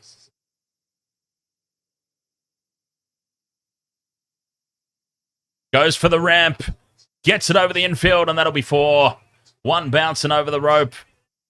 Very premeditated shot.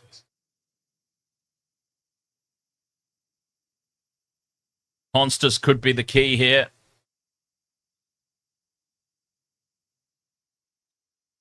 What a contribution from David Warner, huh? 5 runs. Unbelievable. Well, you know what? He got too comfortable up in the commentary booth is what happened. Had his bloody helicopter in. Goes out and gets 5 runs. Chopped down for no run. Good reply there from Baisley.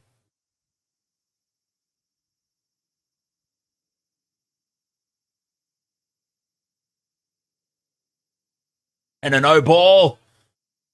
It was a dot ball, but it's a no ball, so this becomes a free hit. Constas can go after this one. Complete and total freedom now. A no ball in the power play. Unforgivable there from Baisley.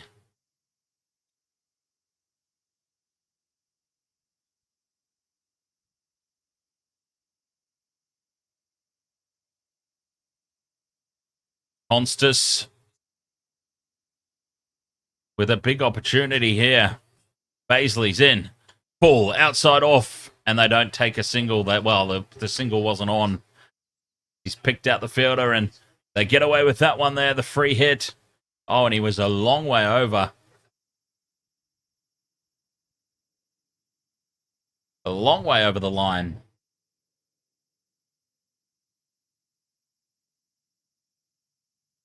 One for 23, so still, after 3 overs, the Strikers were 1 for 21, so very evenly poised game here. Constas charges, hooks it away for 6. What a hit, Constas. 13 off 7, well, 19 off 8 now. Baisley is getting tonked.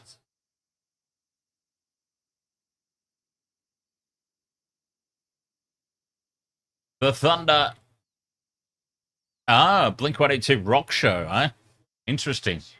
Well, at least it's not all the small things in which they play. There's actually a really funny video. I know that you don't follow. When I said don't follow, I know you don't watch the baseball. Well, I'm assuming, actually, now. Baisley wide outside off stump. Constas has stepped back to give himself room. And a swing and a miss. There's actually a really funny footage of Tom, I think it was Tom, at the baseball, and they played all the small things over the PA at the baseball, and all these people were singing the song, and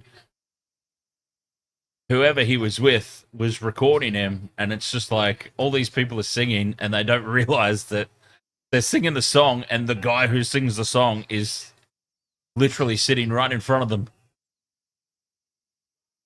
I mean, it sounds ridiculous for me to explain it. It's one of those things you've got to see to appreciate.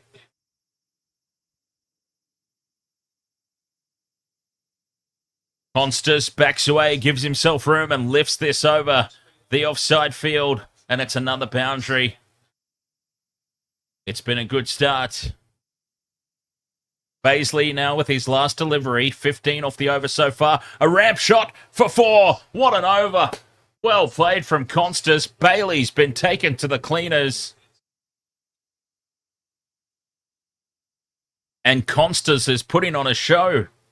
27 off 11, 1 for 37. The Thunder have started well in this chase. What has this done to the odds? I reckon this game now, on the back of Constance, just bringing it in. And yes, the Sydney Thunder are now favourites. But that will change when the next wicket falls, believe me. I mean, we were talking about it earlier. For those who are just tuning in, we were talking about it earlier, how the odds are just fun to follow along with. Essentially, they mean absolutely nothing because it changes and reverses in an instant. One more wicket or another 6, and it all changes. So it's just fun to follow along with. And that was a big over. So Baisley is obviously the bowler that they're going to go after here. The Sydney Thunder is Bancroft on strike now to Thornton. Played away to mid-on for a single. Thornton, 1 wicket, 4 runs. The wicket of David Warner. David Weenie Warner sent packing for 5. That was well worth the helicopter ride. No, in fairness, he did field well. He was very instrumental in the early stages where the Thunder were on top in their bowling innings, to be fair. Constance, outside edge, no slip in place, and it races away for 4. Well, it was not convincing, but they'll take it. By God, they'll take it. The Thunder, 1 for 42. And Constance is putting on the Weatherald show. It was Jake Weatherald who did the early damage for the Strikers. And Constance is matching it and then some at the moment. 12.6, the current run rate.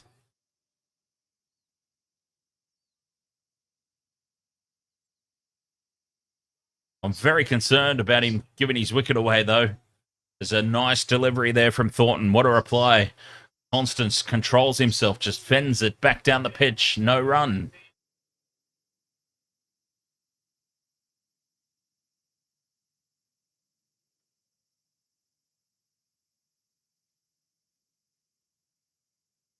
I'm not really all that familiar with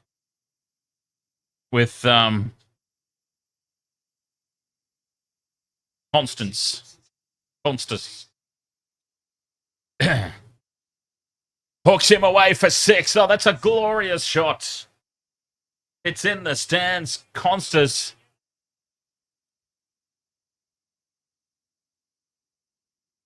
is putting on an absolute batting clinic out there. Thornton drops it in short. Constance sends it 85 metres.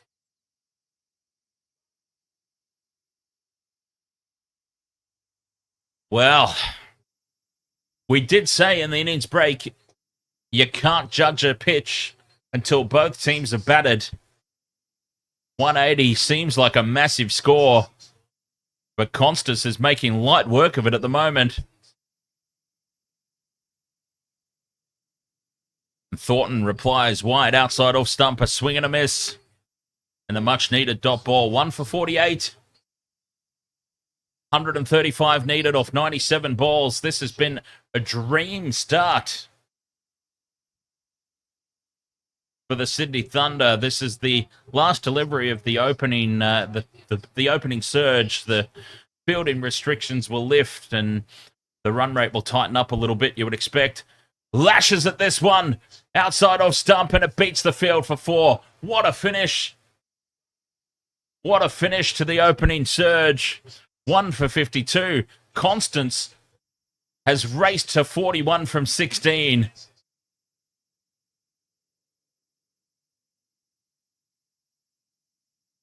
And no wonder he faced the first delivery. We were talking about why David Warner was down the non-strikers end to start. Well, this is why.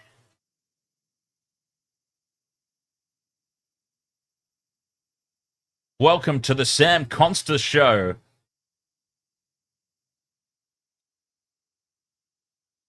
Have we unearthed the next big talent of the Big Bash? 1 for 52. And it can all change in an instant. I really don't want to even run the risk of jinxing it, but it is my job to commentate. So I have to say, Constance has got them off to a flyer, and it's advantage Thunder at the moment.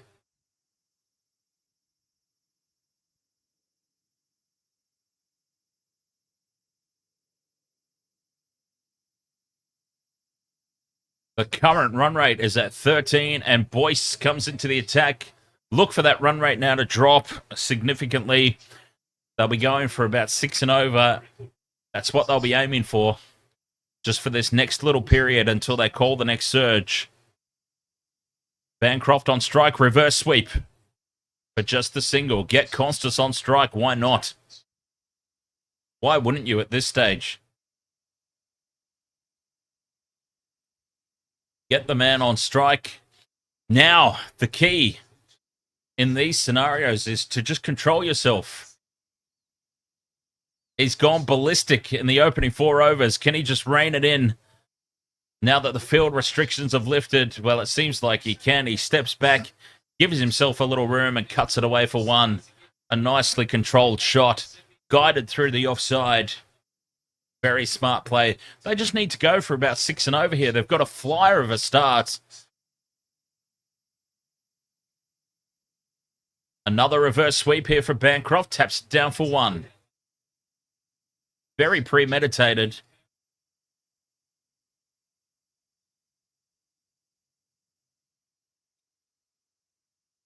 So just control the innings now. They don't need to do anything crazy. They've got a dream start. They've lost the wicket of Warner, but they've got 13 runs and over. Well, he's gone for it. Constance, has he picked out the fielder? No, he's picked out the gap. And he has lifted it so comfortably over the top of the infield for 4 runs.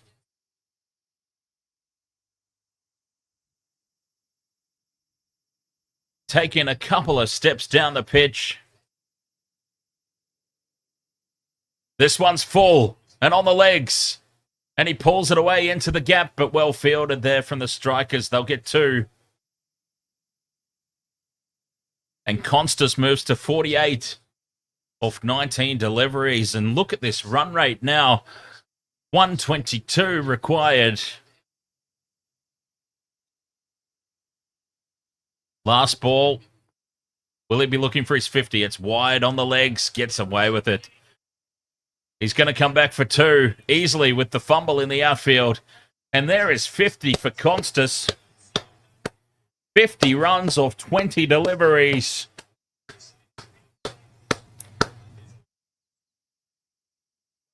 And this run chase has started like a dream for the Sydney Thunder. David Weenie Warner's wicket aside. They are off to a dream start. Sam Constance, take a bow. Honestly, this is like, this is like watching a video game. The trouble with cricket video games, right, is they're too easy. No matter what difficulty level you play on, you can easily get like 36 runs and over. Well, Constance is putting on a show. Officially, the youngest to score a 50 in BBL history. Sam Constance, 19 years, 76 days old. Overton into the bowling attack. Bancroft. Kicks out the fielder for no run.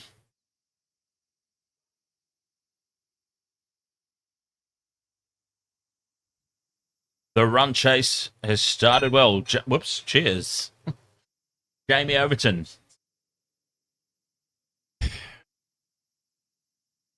120 off 89 balls is what's needed. Defunct says that was a beauty of Shane Warne cricket on PS1. It was not easy. Oh,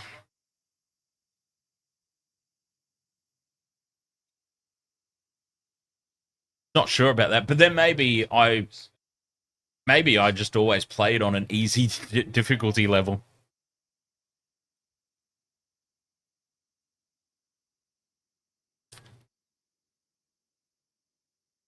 Turned away for one there. Bancroft just getting Constas back on strike, and why wouldn't you? Exactly what Weatherall did for the Strikers. It's just Constas at the moment has gone on with it. Balling on the legs, turned away for one. I'll tell you a game that I'm playing at the moment, actually. A game that I'm playing at the moment on iPhone. Hit Wicket. All one word, Hit Wicket.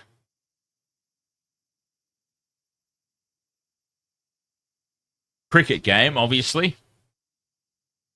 But yes, I'm playing that at the moment on iOS. Hit Wicket. It's not your traditional cricket game. Like it's kind of like elements of RPG style. Like all your different players, you build a team, and you can recruit new players into your team and all that sort of stuff. But it's really statistical based, rather than you don't actually physically control the shot selection and the players' movements and that sort of thing. It's more an RPG style play. You build your team up, you build their stats up, and there's a certain percentage for each amount of runs. You can choose every delivery whether you go for just a defensive shot, or you go for 2, or you go for 4, or you try and put in a big hit for 6. And it's all stats based, RPG style. Build your team up, and if you build your team up enough, you've got a higher percentage of hitting a 6, for example, in those key moments of a match. And it's, yeah, I might not be selling it all that well, but it is actually surprisingly a lot of fun. I would have thought that a cricket game where you don't actually physically control everything, maybe not so much fun, but it actually is. It's surprisingly fun. I've been addicted to it for the past couple of weeks.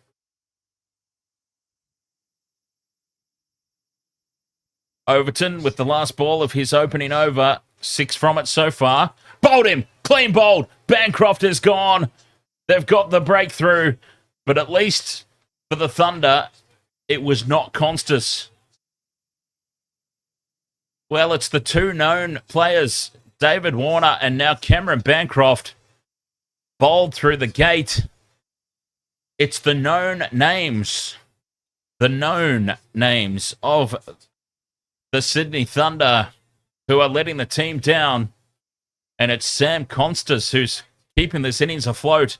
Bancroft on his way, 2 for 69, 114 needed off 84. Oh, this is still on a knife's edge, isn't it? I did say at the top of the stream this would be a very, very close game, going down to the last over potentially. And it's certainly shaping up that way. I'll have a quick break. I'll be right back.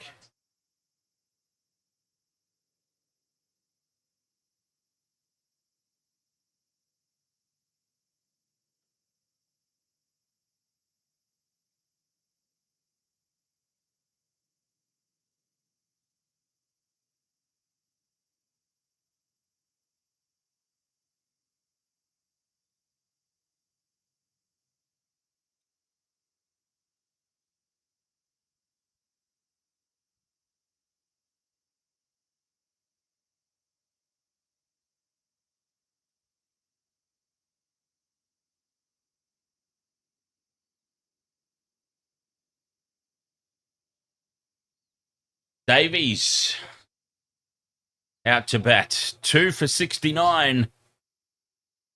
This game is just, it's on the wire. It could tip in either direction at any moment as Fabian Allen into the bowling attack. Puts this in short. Constas has gone after it and he's missed it. He's got away with one there, Allen. Constas should have put that in the stands. 114 off 84. Looking for two. Do they push? No, they don't. Just the one. Long on races in. And they thought twice about taking that second run there. The Thunder. Oh, I'm so curious to see the odds now. They've been drifting in and out all game, and now the Thunder have gone to 148. The Strikers have blown out to 260. But don't you worry, another wicket will turn that around quick smart. Especially if it's the wicket of Constas. Allen tosses it up, and Davies just guides it away past the fielder in short there on the onside for a single. The current run rate has dropped down to 11. It was at 13 at one point. But as I said, you expect that through these overs.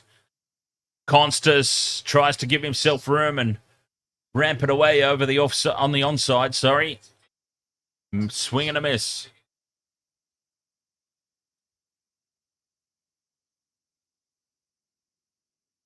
Two deliveries left in this over for Fabian Allen, who started well. Oh, and he's beaten the bat. A big appeal, and it's been given. Constas is on his way, and that now turns this massively in favour of the Strikers.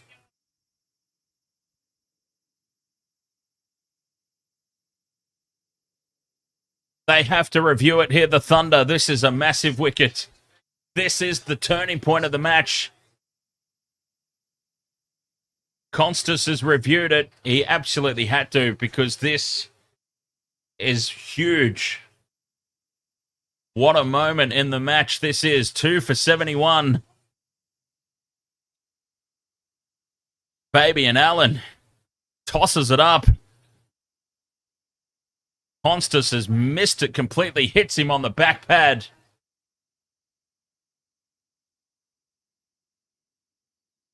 It is a full-blown air swing, and I'm afraid Constas is on his way here.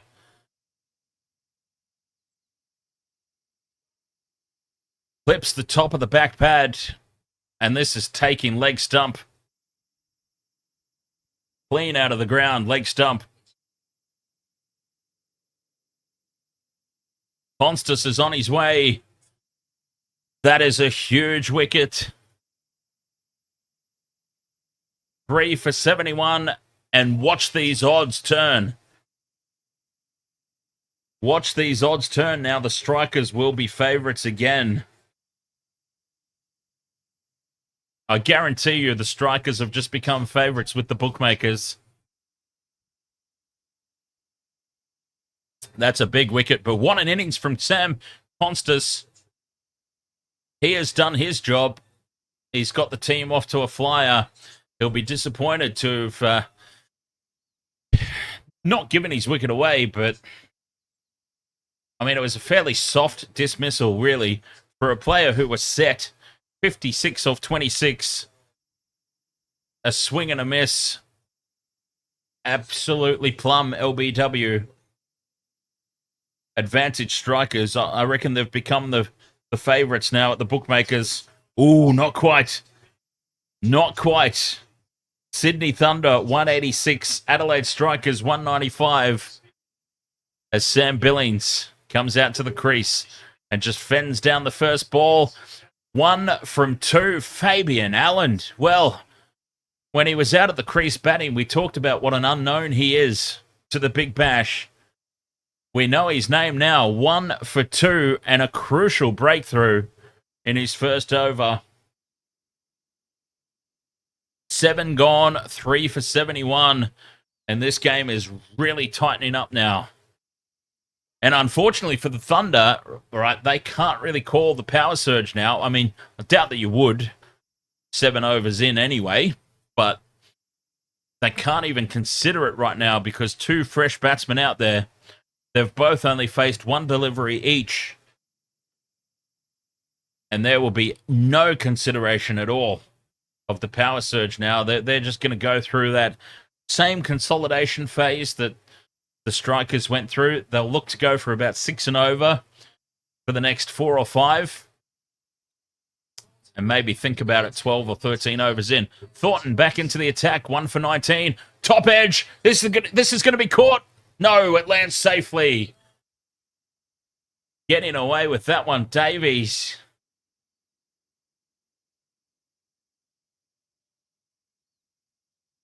Three for 73. My concern was, do the Thunder have the batting depth?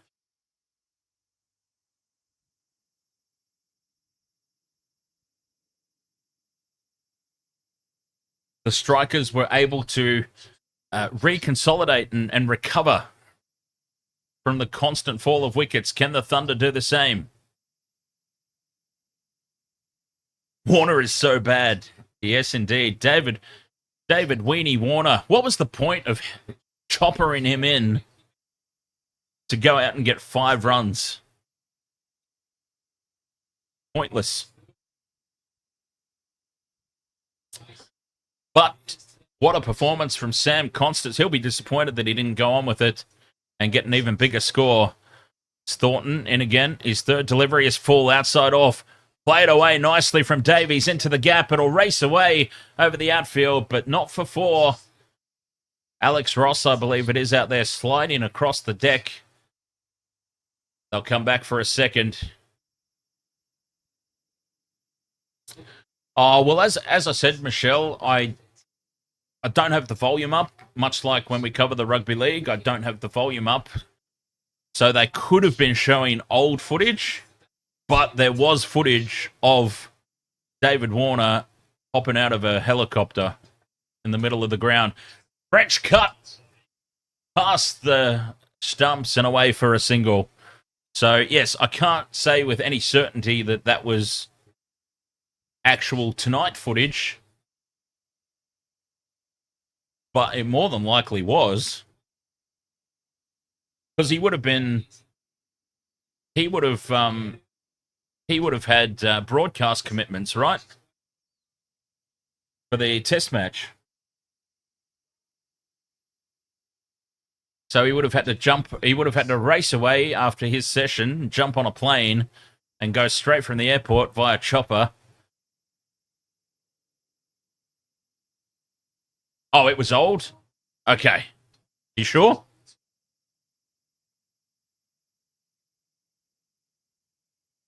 Because he would have been doing commentary on the test today, wouldn't he?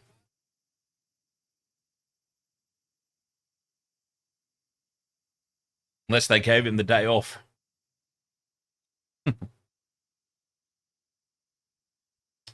Thornton with his last delivery. Turned into the gap on the offside for 1. Billings is off the mark.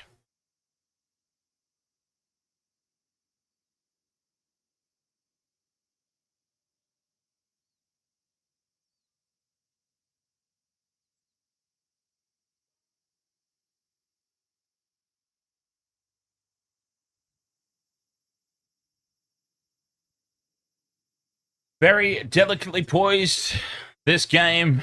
We knew that it was going to go down to the wire. Sydney Thunder at 172, Strikers at 210. 107 off 73 balls. Baby and Allen back into the attack. Billings on strike. 106 off 72. 7 wickets in hand.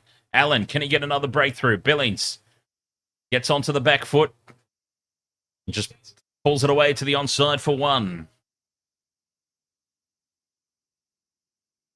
Baby and Allen, this could be one of the important overs of the innings. Can they get him away for some runs? Drifts onto the legs, Davies. Turns it down for 1. Do they come back for a second? They do, quite comfortably. Well run there.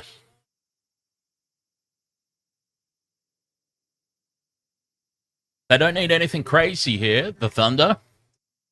is the beauty of the situation they find themselves in. That run rate dropped under 10. From 13, it dropped under 10 a lot quicker than I think they would have liked. But they're still ahead of things at the moment. Davies cuts it away into the gap for 4. That's a beautiful shot. Oliver Davies.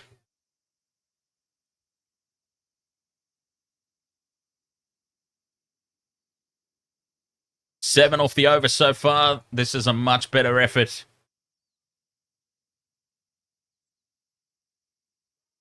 Look at that, KFC on the advertising skirt. Turning it away square on the leg side, just the single. Thought about coming back for the second, but that would have been crazy.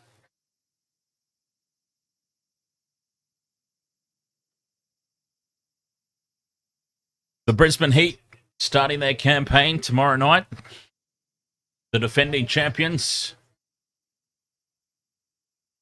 Billings can't get it away. Dot ball. 8 from the over, though. That's what they need. 8.65 and over.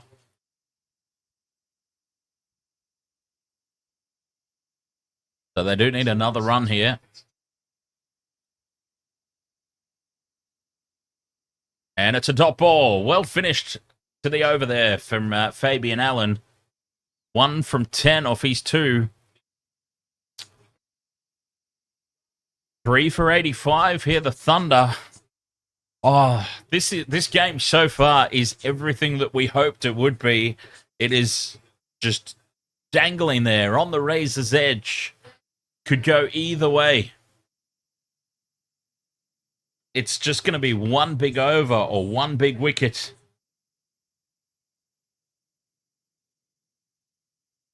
The bookmakers have got the Thunder heavy favourites.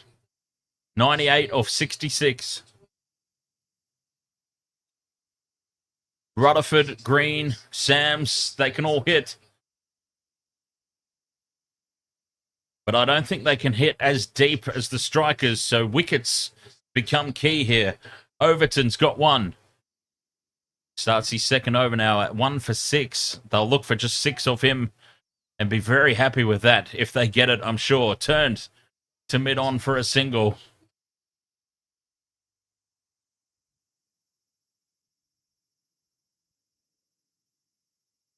The worm has just fallen under where the Strikers were at.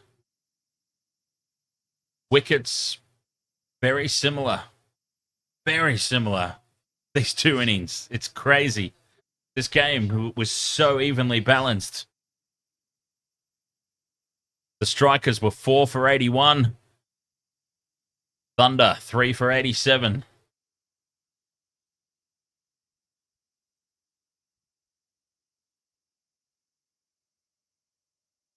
Two singles off the over so far. So when did they call the surge? I think it's obviously way too early to even consider now. I'm thinking maybe around over 13. We'll see how it goes.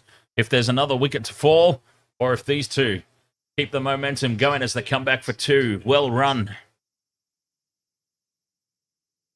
If Billings and Davies are still there, over 13, you pull the trigger, perhaps.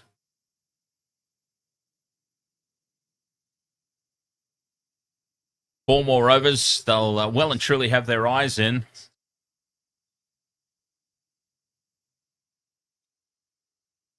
Three for 89. Pulled away into the gap for 4. That's a beautiful shot from Davies. Overton drops it in short. Davies just rocks onto the back foot. Picks out the gap perfectly. 4 valuable runs.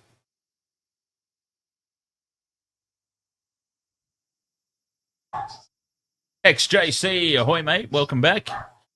Overton in again, 2 balls left. Puts it in a little short again. Just turned away off the pads for 1.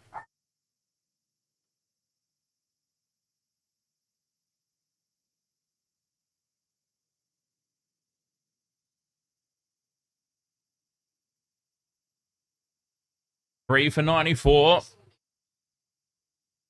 I'm afraid to say anything because every time I say something, I completely jinx it.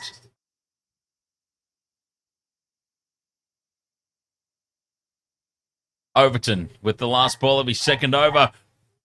Risky single push to mid-on. Billings has to dive to get in at the non-strikers end. 10 overs gone, 3 for 95.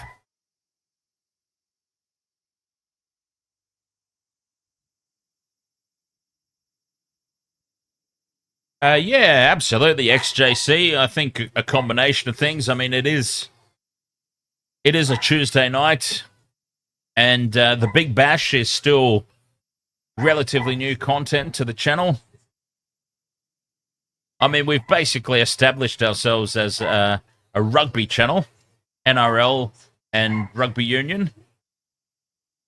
So I think it will take some time for whenever you start anything new, and that's essentially what we're doing. Covering the cricket is essentially starting something brand new. And on a Tuesday night, I've got to be honest when I say I'm happy that anybody's here.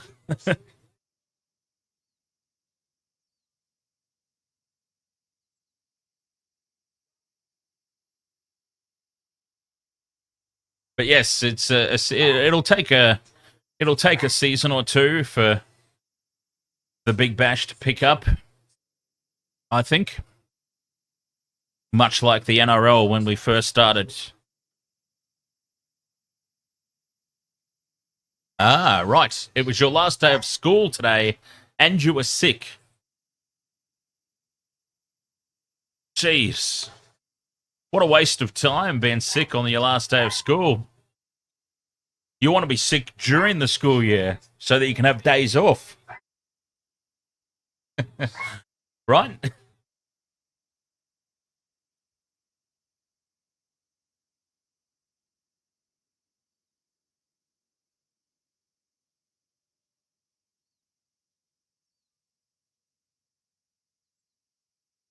3 for 95.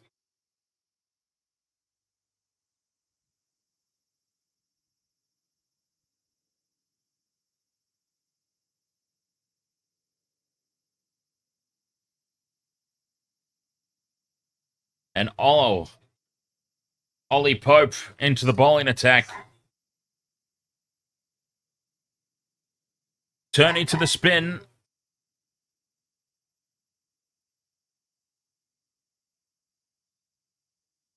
Three for 95, 10 overs gone. Davies is on 21 of 12. Billings 4 of 8. So Davies is probably... I remember Billings from his time at the Brisbane Heat is the more controlled player. So it will be up to Davies to do the big hitting. 88 runs needed off 60 balls. And there is Billings just controlling things. Down to long on for a single. The long off. I always get my long on and long off confused in the heat of the moment.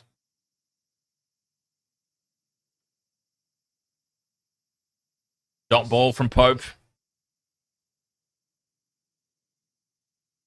Davies had no idea about that one. The spin seems to be the key. Pulled away. Can't pick out the gap this time. It'll just be one.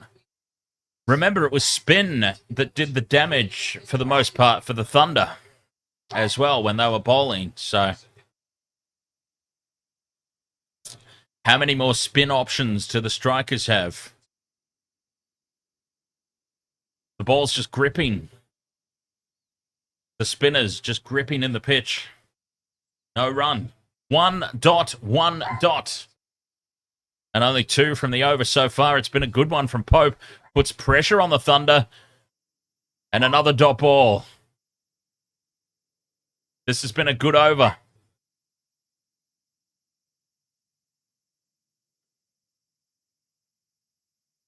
One ball remaining. It puts big pressure on the batting team. Billings steps back, cuts it through the gap. Just the one. 3 from the over. A great one from Pope. And a good one for the Strikers. 85 needed or 54 balls. 7 wickets in hand. That's the key for the Thunder. You would still have them ever so slightly on top. Ever so slightly. In the box seat here, just based on wickets remaining.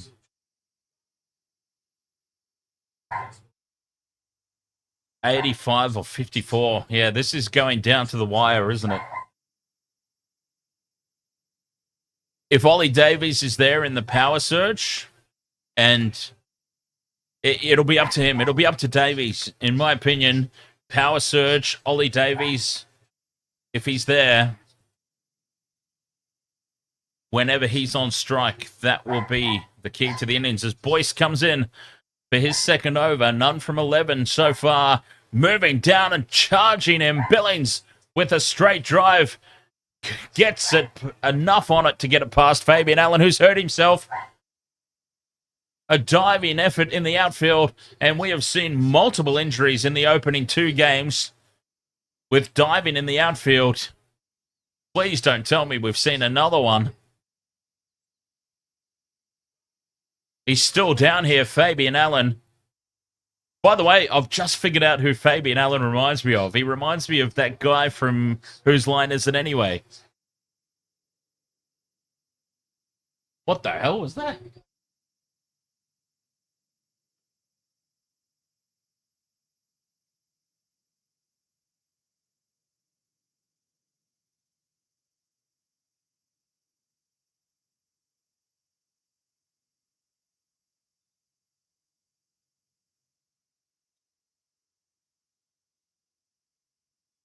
Yeah, he reminds me of the guy from Whose Line Is It Anyway?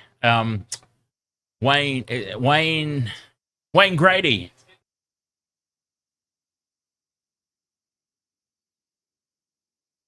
Anyway, he is still down, so we've seen another injury caused from diving in the outfield. JYD, ahoy, mate.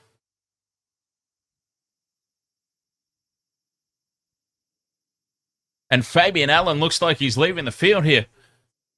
Every single match so far in the BBL, we have seen an injury to a player diving on the boundary.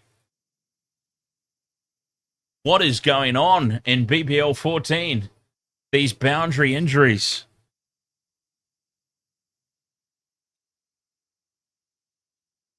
Yeah, I've got to say, D-Funk, I did not keep up with Whose Line Is It Anyway.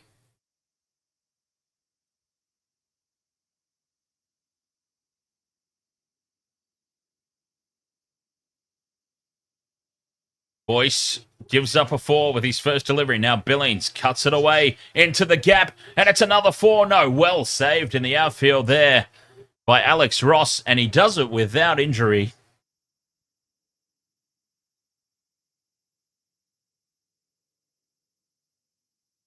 They came back for 2. I think Billings wanted 3 there. Well fielded by Alex Ross.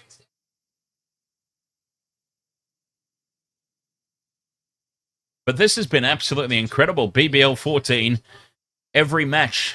Now, in the opening 3 games, every game there's been an injury from somebody with a diving effort in the outfield.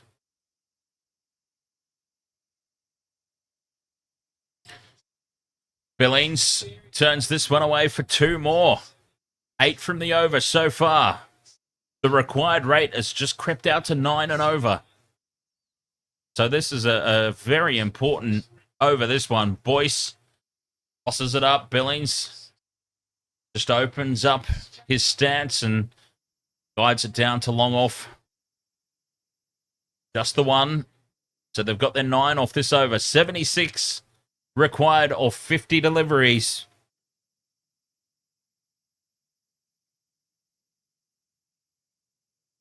The original was fantastic, D-Funk. I mean, some of that interaction with Colin Mockery.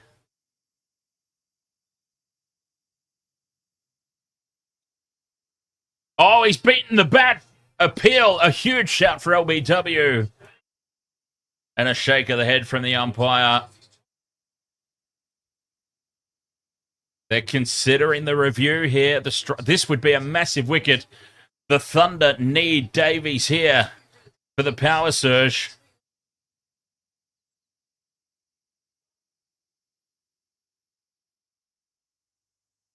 And they've called for the review. Well, this is a big moment. This is a massive, massive moment in the context of the match. It's been given not out. The Strikers have elected to review. Boyce tosses it up. And it looks, I might have pitched outside leg, so it could be all irrelevant there immediately. Looks like it might be just pitching outside leg. Davies has missed it completely. And I don't think it's turning back enough either. The wickets might be umpire's call here. Even if it is pitching in line, wickets are potentially umpire's call. Let's have a look. Well, it is pitching in line, just. Impact is in line. Wickets, umpire's call. Yep. Oh! Called it! Sorry, I'm not usually right about things, so I'm very, very ecstatic when I actually nail it. And crucially for the Thunder, Davies remains 3 for 107, the last ball of Boyce's second over, none for 20. Davies charges.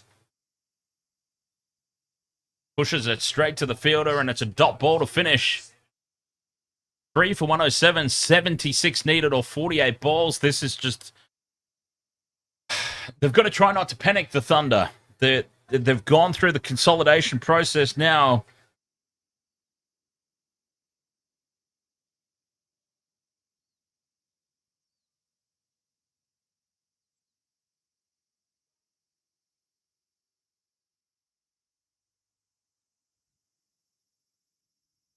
JYD says, after Fatty called it a day, I suggested to visit your channel for another Fatty. Replace TV Fatty with YouTube Fatty.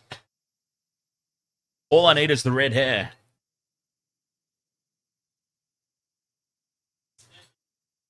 Three for 107. 76 from 48 needed. Pope back into the attack. Ball down the ground, possibly 4 here, well fielded. They'll come back for a second. Potentially a third, just the 2 though.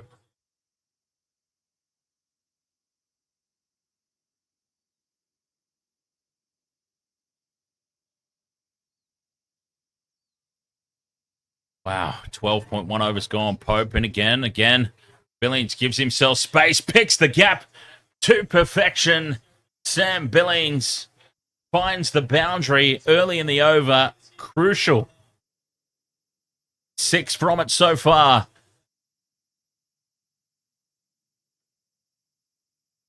With the wickets in hand, it's an advantage at the moment for the Thunder. Billings again steps back, puts it down the same spot, but the fielder is a little more wise to it this time and keeps it down to 1. 7 from the first 3 balls. So when do they pull the trigger on the surge? I said it would be the 13th over, so let's see. Both batsmen are set. Both batsmen still there. Although Davies now top edges. Has he picked out the fielder? Lands it just short. Thornton didn't want to dive for it. Davies gets away with that.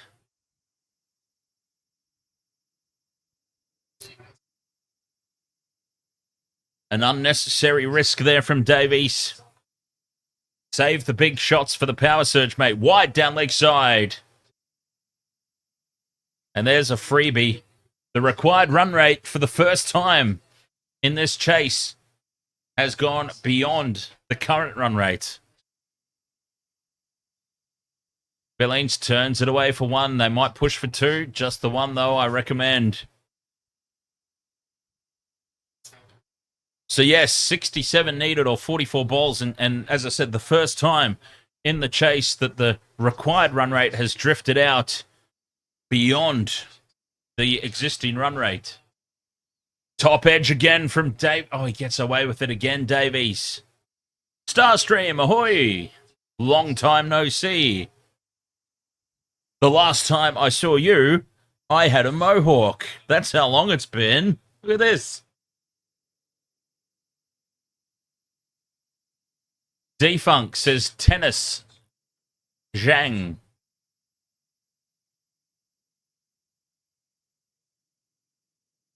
I follow her on Instagram, by the way. End of the over. 3 for 117, 66 needed or 42 balls.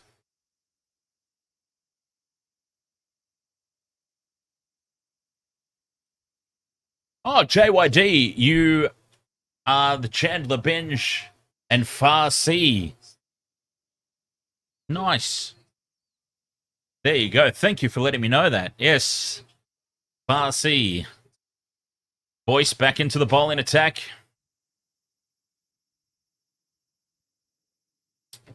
Billings turns it away for 1.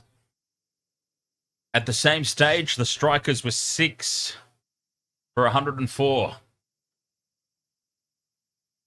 They had a very, very good power surge, though, of course. Hey, Starstream, any little nightmares update? Says Davies takes him on. Does he get hold of it? He doesn't. He's picked out the fielder, and that is a massive, monumental wicket. Unnecessary from Davies. He just couldn't resist the urge for a big hit any longer, and he has thrown his wicket away, and he has very potentially just thrown this game away for the Thunder.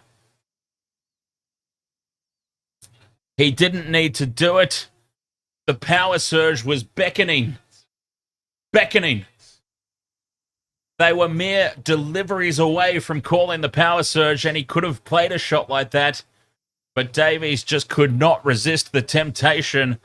Cameron Boyce is struck. Ollie Davies is on his way. He's not happy about it for some reason. He's only got himself to blame. And this game has now just turned in favor of the Strikers again. It's been a roller coaster of momentum all night long. And this is now, in my opinion, just swung back in favor of the Strikers ever so slightly. That's a huge wicket. Right on the cusp of a power surge. That is unforgivable from Oliver Davies.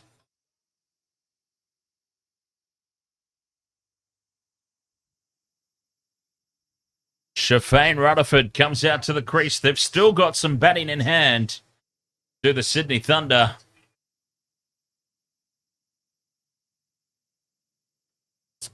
Well, next year works out perfectly, Starstream, because that will be the rebirth of the Intoxigamer channel.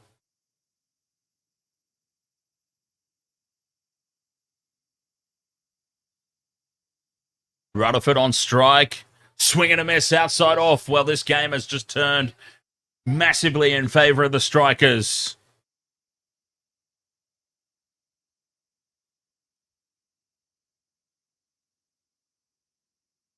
The roller coaster continues.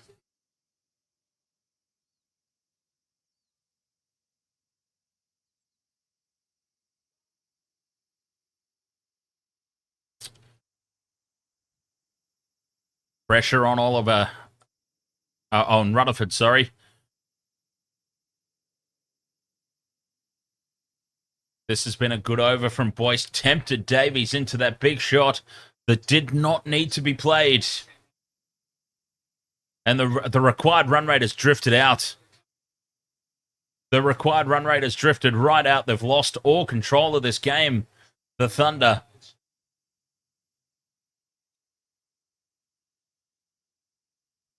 .65 or 38.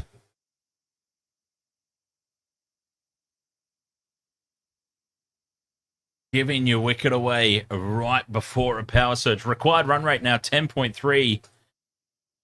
Billings turns it to the offside. Will it find the boundary? It does. That is a fantastic cut shot from Billings into the gap to end the over on a high. The wicket has fallen, though. The wicket has fallen, 6 from it. Adelaide Strikers ever so slightly ahead. Be right back after a quick break.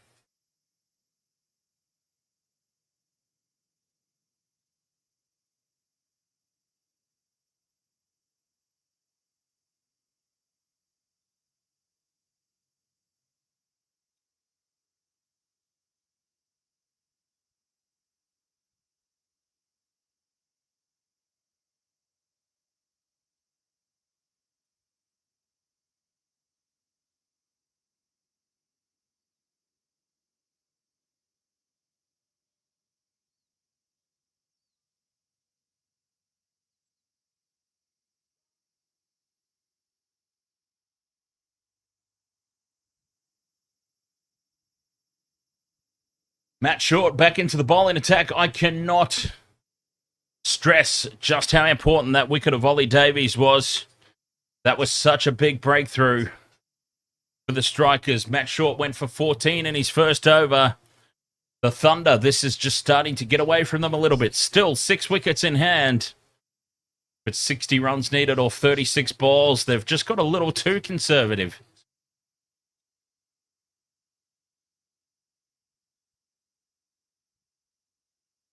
You always have that little consolidation phase of an innings, whether you're setting a target or chasing a target, and they just got a little too conservative.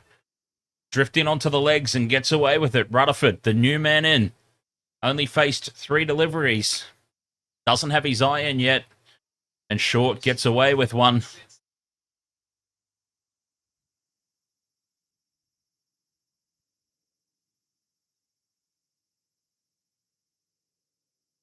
How critical that wicket of Davies. It swung the whole match. Reverse sweep from Billings. Can't beat the infield. Hope fields it. No run.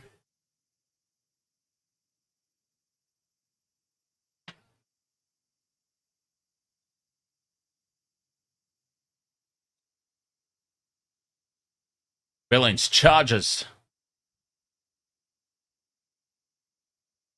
Down to long on for a single.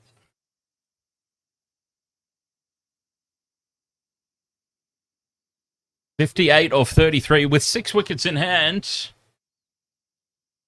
It's still very chaseable, but I'm leaning ever so slightly to the Strikers here. Rutherford turns it away on the leg side for 1.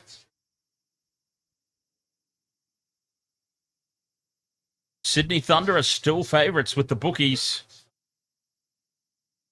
$1.60. The Strikers $2.30. So the bookies are backing in the wickets in hand here. Short with the reverse sweep again. Billings swing and a miss. And this is a good over from Short.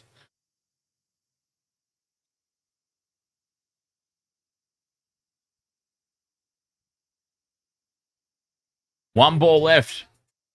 Only 3 runs from it. It's been great for Short. Billings charges, pops it up in the air, and it's taken. Well, they've lost both their set batsmen now. Huge advantage, Adelaide Strikers. Well, the Sydney Thunder have ballsed this up so badly. So badly they have let this slip. And now the Adelaide Strikers with the foot on the throat. It's going to be 2 fresh batsmen in for the power surge. And it's a big advantage now. Adelaide Strikers on top. Watch those odds swing. Well, it's just been stupidity from the Thunder. There's no other way to describe it. Yeah, look at that. The odds swung. Strikers, $1.50 favourites. The Thunder have blown out to $2.50. They have thrown this run chase away.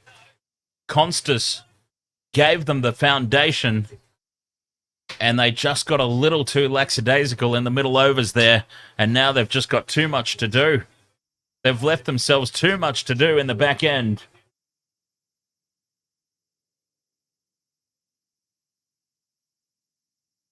Two fresh batsmen at the crease.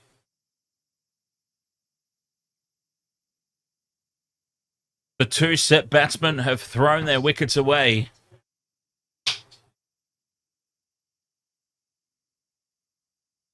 Hope into the bowling attack.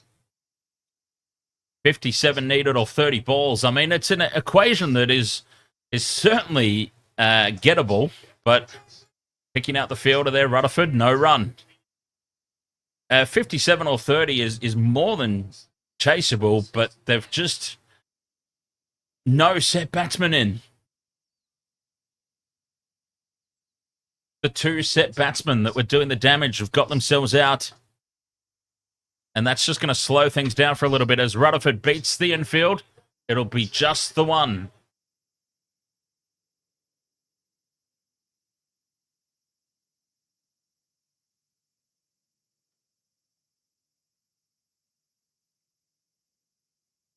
And Fabian Allen has been ruled out of the match. There we go. Another diving injury in the outfield. That's absolutely incredible.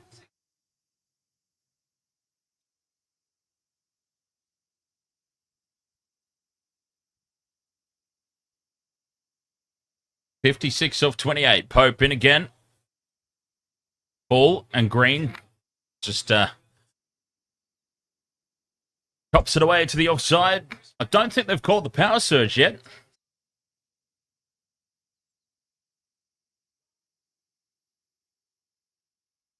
I feel like they left it a little bit too late. I mean, the surge really needed to be taken when Davies and Billings were out there. Top edge, and this will be out.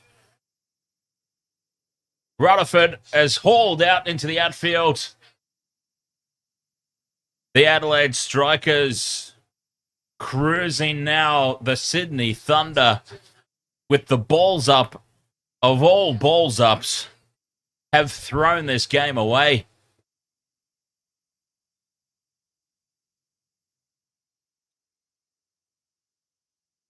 They haven't called the power surge when they had two set batsmen in. They both threw their wicket away, and now Rutherford has hauled out to the outfield. A top edge taken. It's 6 for 128. And maybe now my innings break prediction that the Strikers had about 50 runs more than they needed to defend is looking very likely. This has turned into a disgrace from the Sydney Thunder. There has been multiple moments where they have had this game in command and they have just done everything possible to throw it away. So poor. Daniel Sams comes to the crease. They're out of batsmen now. Sams is capable of a big hit. But they're out of batsmen. 55 needed of 26.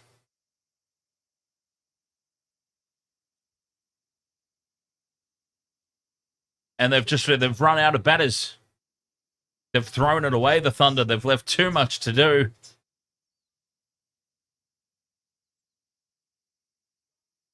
Sams turns it away. I don't know why Pope's appealing. They'll come back for two.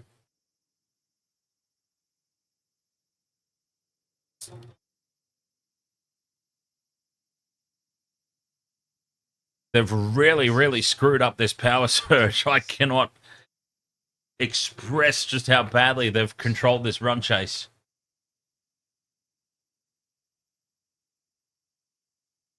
.72 required and over now. That got out of hand very quickly. And a dot ball to finish. Pope has bowled extremely well. 1 for 17 off 3. 53 needed off 24 balls. Strikers cruising. Zo, ahoy there. Over on the TikTok live.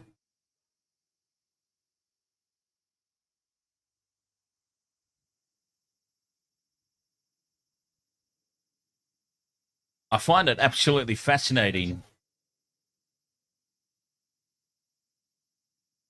So obviously we've built the Wastewater Sports channel around rugby, whether it be league or union. It's interesting that the cricket does a lot better on TikTok. Power surge has been called. It's been called about 4 overs too late. 53 off 24. Well, this is it. The Thunder, it's all or nothing now, these next 2 overs. They've got 2 fresh batsmen out to face the surge. That's really poor planning. Poor innings management. Overton to bowl the first of the surge overs. Green goes over the top of long off. 4 runs to start. This is it. These 2 overs will be the winning or losing of the match for either side. And Chris Green starts with a 4. 1 bouncing over the rope. They could have done with a 6. 12.78, the required run rate. Green moves forward, can't beat the infield, just the single.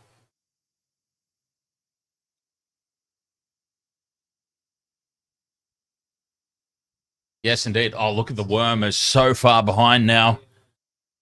So far behind now, the Thunder. They let this slide so badly.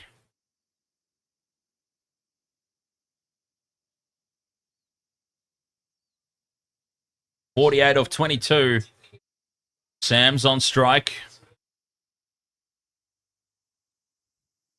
Short, over the head. Dot ball. Crucial dot ball.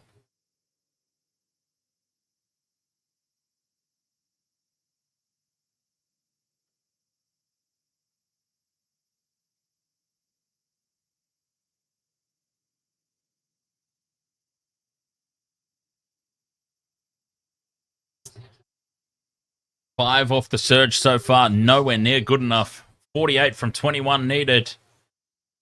And a slower ball. They're coming through for the single, having to dive at the striker's end to make it.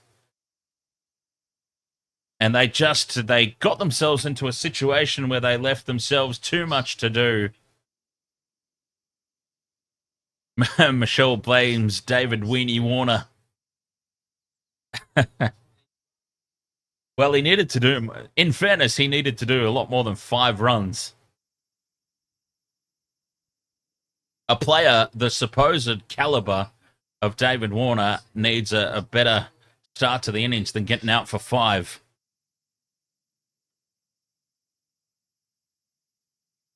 Two balls remaining in this opening surge over, only 6 from it, nowhere near good enough.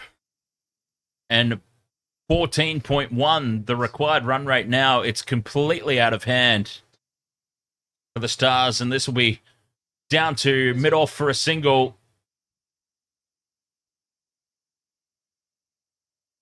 And there's just way too much to do now.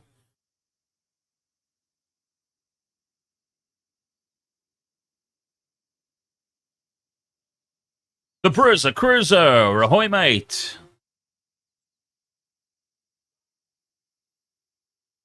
Cheers. Last ball of this opening over at the surge. Outside edge over the top of the infield. It won't go for 4, but they'll come back for at least 2.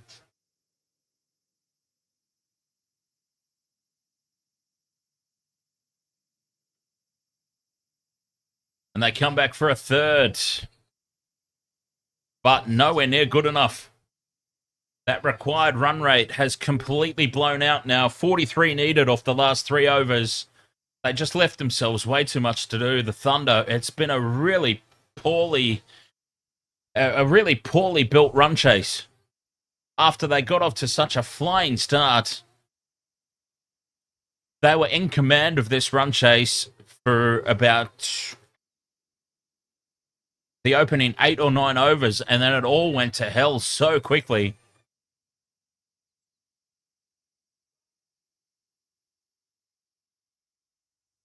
.43 runs needed off the last 3 overs. Thornton, 3 overs, 1 for 25. He will be taking on the last of the power surge overs. They've got to get, to have any chance, they've got to get at least 20 off this. They've got to get at least 20 off this over, which is immense pressure. Daniel Sam's on strike.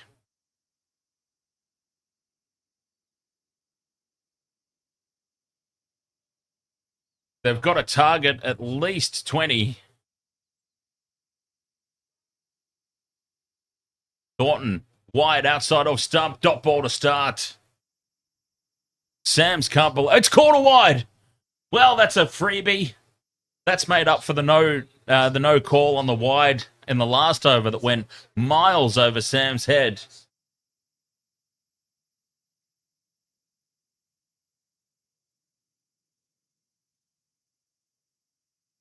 And that's a little freebie to start. I mean, Thornton's going to be plugging these in, looking for Yorkers. The Thunder will need some half volleys and plenty of them. Thornton in again. There is a half volley. Sam's cuts it away, just the one. Picks out the fielder, Alex Ross. In the outfield, just the single.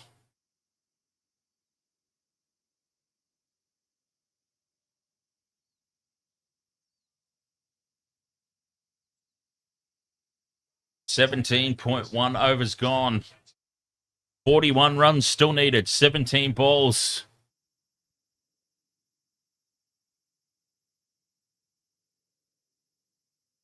But only 4 wickets remaining. Green on strike, full. Perfectly bowled by Thornton. Just the single. Yes, it's all smiles from the Adelaide Strikers. They've got this well in command now. 15 runs required per over.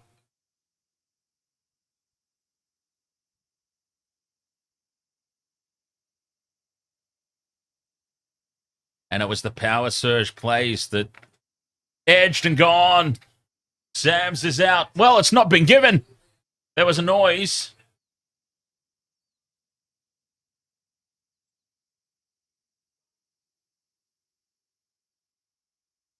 There was a noise there. And they're going to review. There was a clear noise, but maybe that was just the bat on the pitch.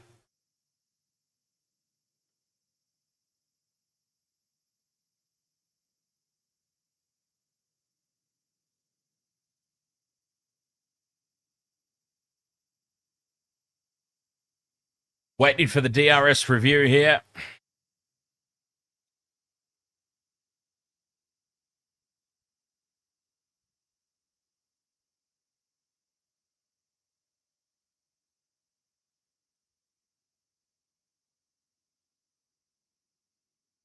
Six for 143. 17.2 overs gone, and I believe about to be another wicket. There was a clear noise. Given not out.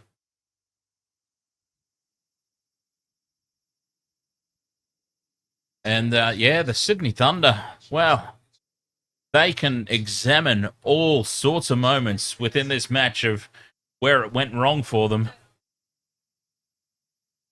Because there were so many moments where they were on top.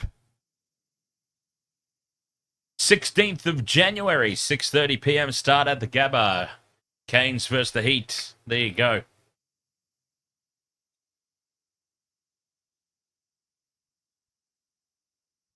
It was full outside off and a big slash at it.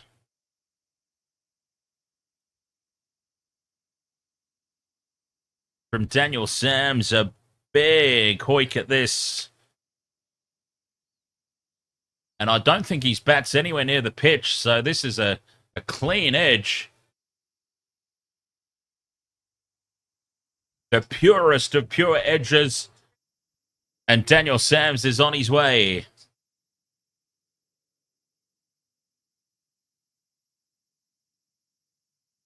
Yes, it is. It's on Channel 7, live and free.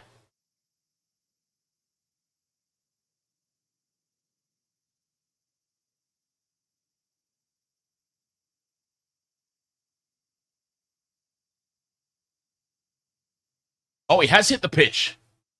Well, hang on. This is not so clear cut. Not that it matters because the Strikers have won anyway, but the Adelaide Strikers have won this match regardless of what happens here. But maybe it's not so conclusive. It's bat on the ground. And it's going to be not out. Well,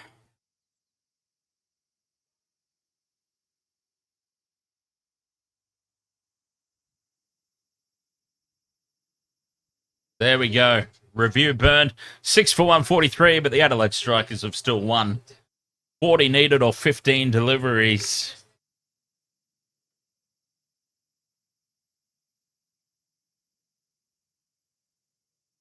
And the Sydney Thunder, well, they've been abysmal.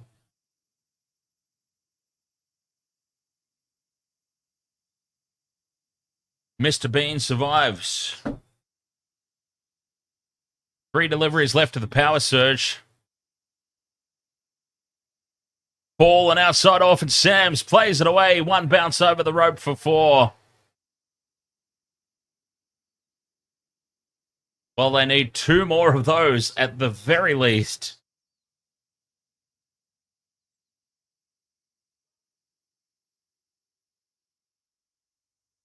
At least.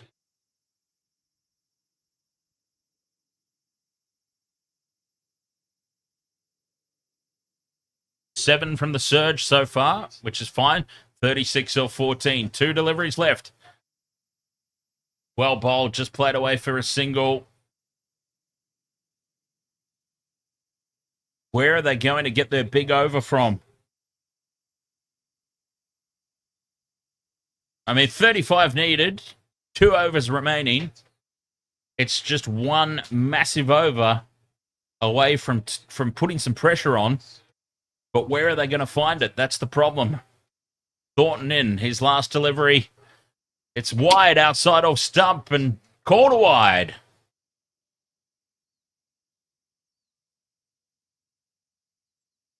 Prezi, you just farted. Did it smell like KFC?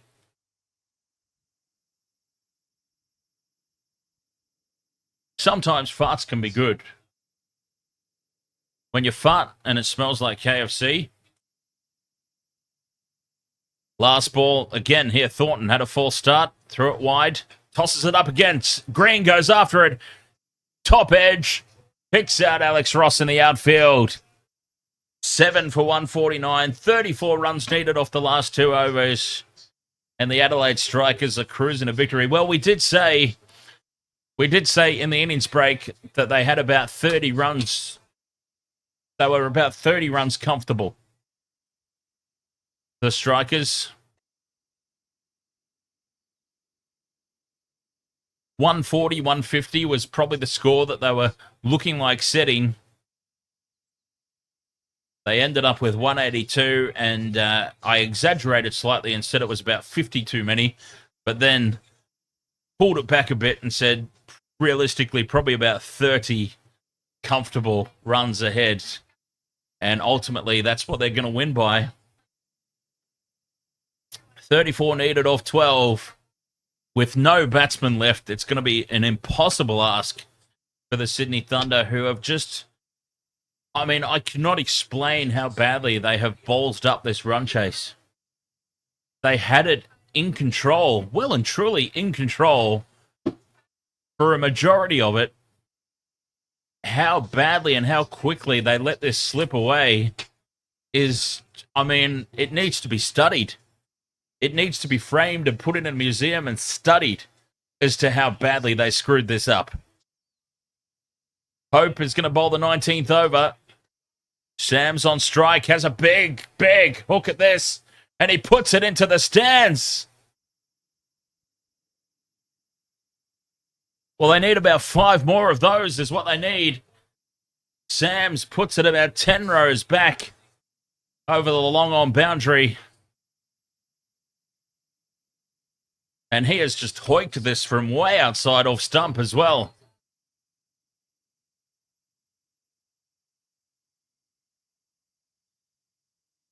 $28 needed off 11.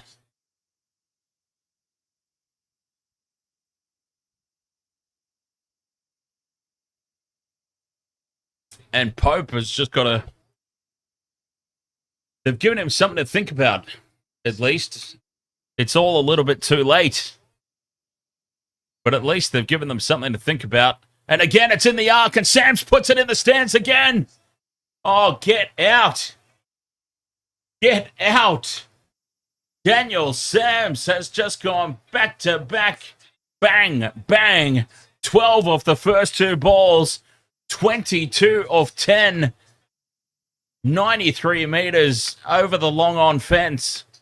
Get out of here. It can't possibly happen. This cannot possibly happen. No way. It's not plausible. Pope now wide outside off stump.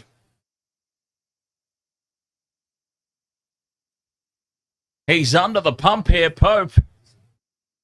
13 runs off the first 2 deliveries. 21 needed off 10. Sam steps back, lifts it over the offside. 2 bounces and over the fence. It's 4. This is incredible batting. No way. No way. 17 runs off the first 3 deliveries, and suddenly, out of nowhere, 17 off 9. Pope is getting taken to the cleaners. Sams, 27 off 12, gives himself space on the leg side and puts it into the stands. No way. No way. Daniel Sams with a third 6 of the over. 76 meters over the square leg boundary. 11 runs off 8 balls. Out of absolutely nowhere.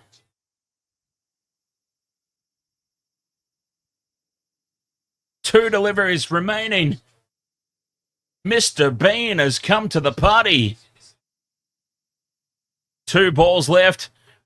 It's in the arc again. He hasn't got hold of it. He's got enough on it, though, and it's 4. And the Thunder are on top. The Sydney Thunder on top. 7 runs needed. 7 balls remaining. Mr. Bean has turned this game on its head.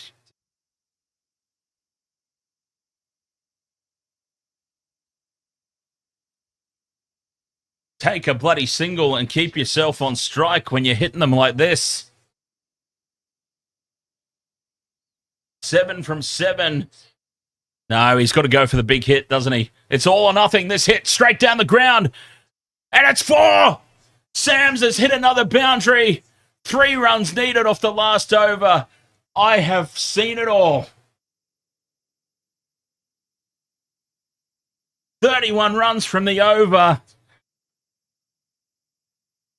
Daniel Mr. Bean Sams, 41 of 15. 3 runs off 6 balls. What a turn. This game has produced everything. Oh, and don't you think for 1 second she's over yet.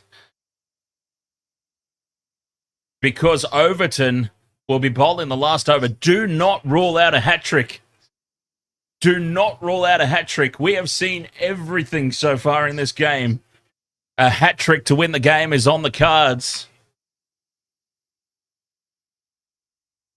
McAndrew's on strike. The field comes in. Best case scenario is he puts this high in the air. And he's out. Have they crossed?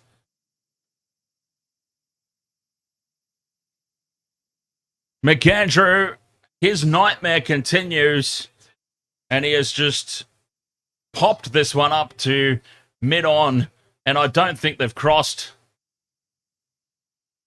So Daniel Sams is stuck down the non-striker's end.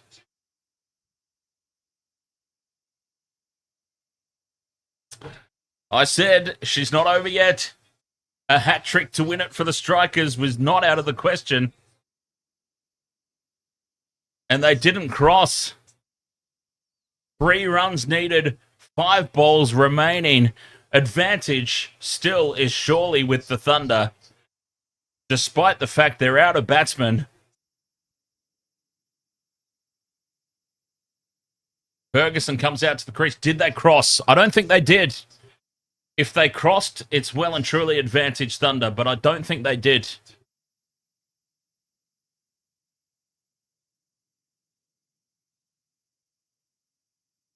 They have got to get Sams on strike. 3 needed, 5 balls remaining.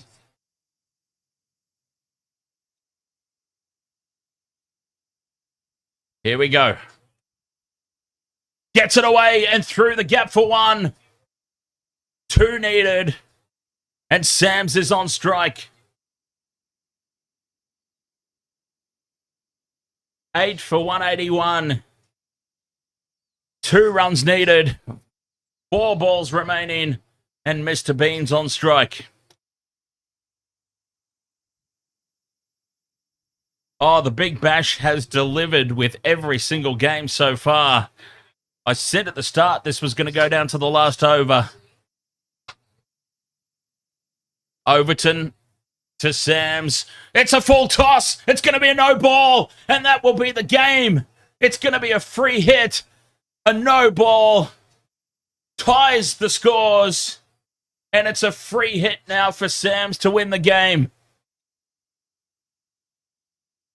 Incredible. The Thunder can't lose. The Thunder cannot lose.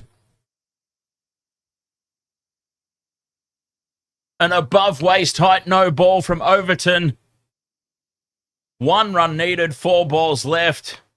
And Mr. Bean has come through to win the game for the Thunder.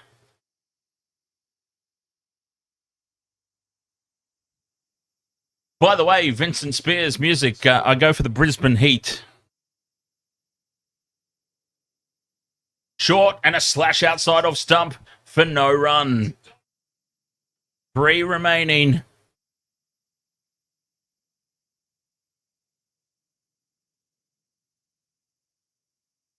You know what? In all honesty, D-Funk, a tie would be so fitting of the way this game's gone. There's been very little between the two teams all game long. A tie would be so fitting, really. 3 deliveries left. No panic is needed here from Sams. It's full outside of stump, and there's the match. Mr. Bean has done it. 42 of 18 deliveries. They were gone. I had written them off. I had written them off completely.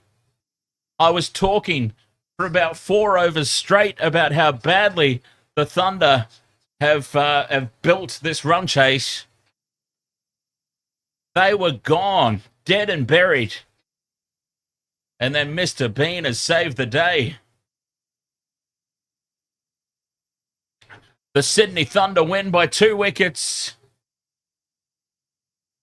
That is one of the most amazing games of T20 cricket that I've had the pleasure of experiencing.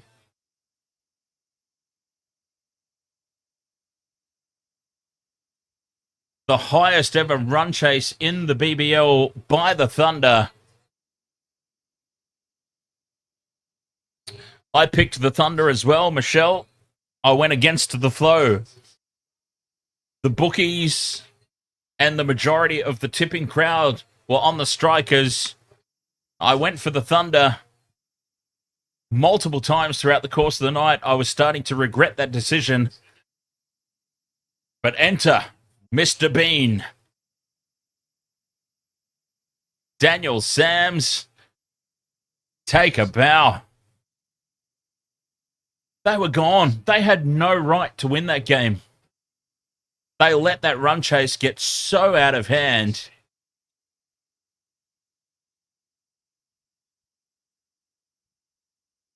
Yeah, and look, at the end of the day, Michelle, right? It's T20 cricket. We saw so many swings in the momentum just in this game alone, let alone the 3 games that we've seen so far. Yeah, T20, you can't. A test match or a 50 over game is a little bit different. You can hang your head.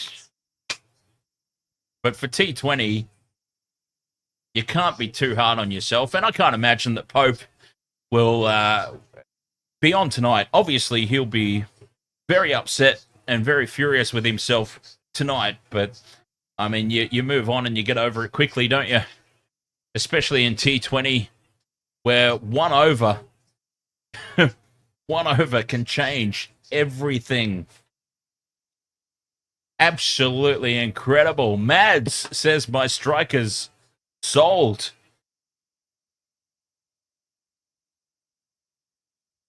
That is the most amazing game that I've ever been part of. I'm so glad. You know what? In all honesty, I very nearly didn't do tonight as well. I had this game flagged as a blockbuster, but I was so tired. I took a nap and my alarm went off, and I'm like, oh, God. Like, we're Wasted Water Sports is new to the Big Bash thing. We're building. Is it really going to matter if I don't do it? Well, it might not necessarily matter if we did it live or not, but I'm so glad that I did get off my ass and wake up and cover it, because that was such exciting viewing all the way through. That was well worth making the effort to get up for.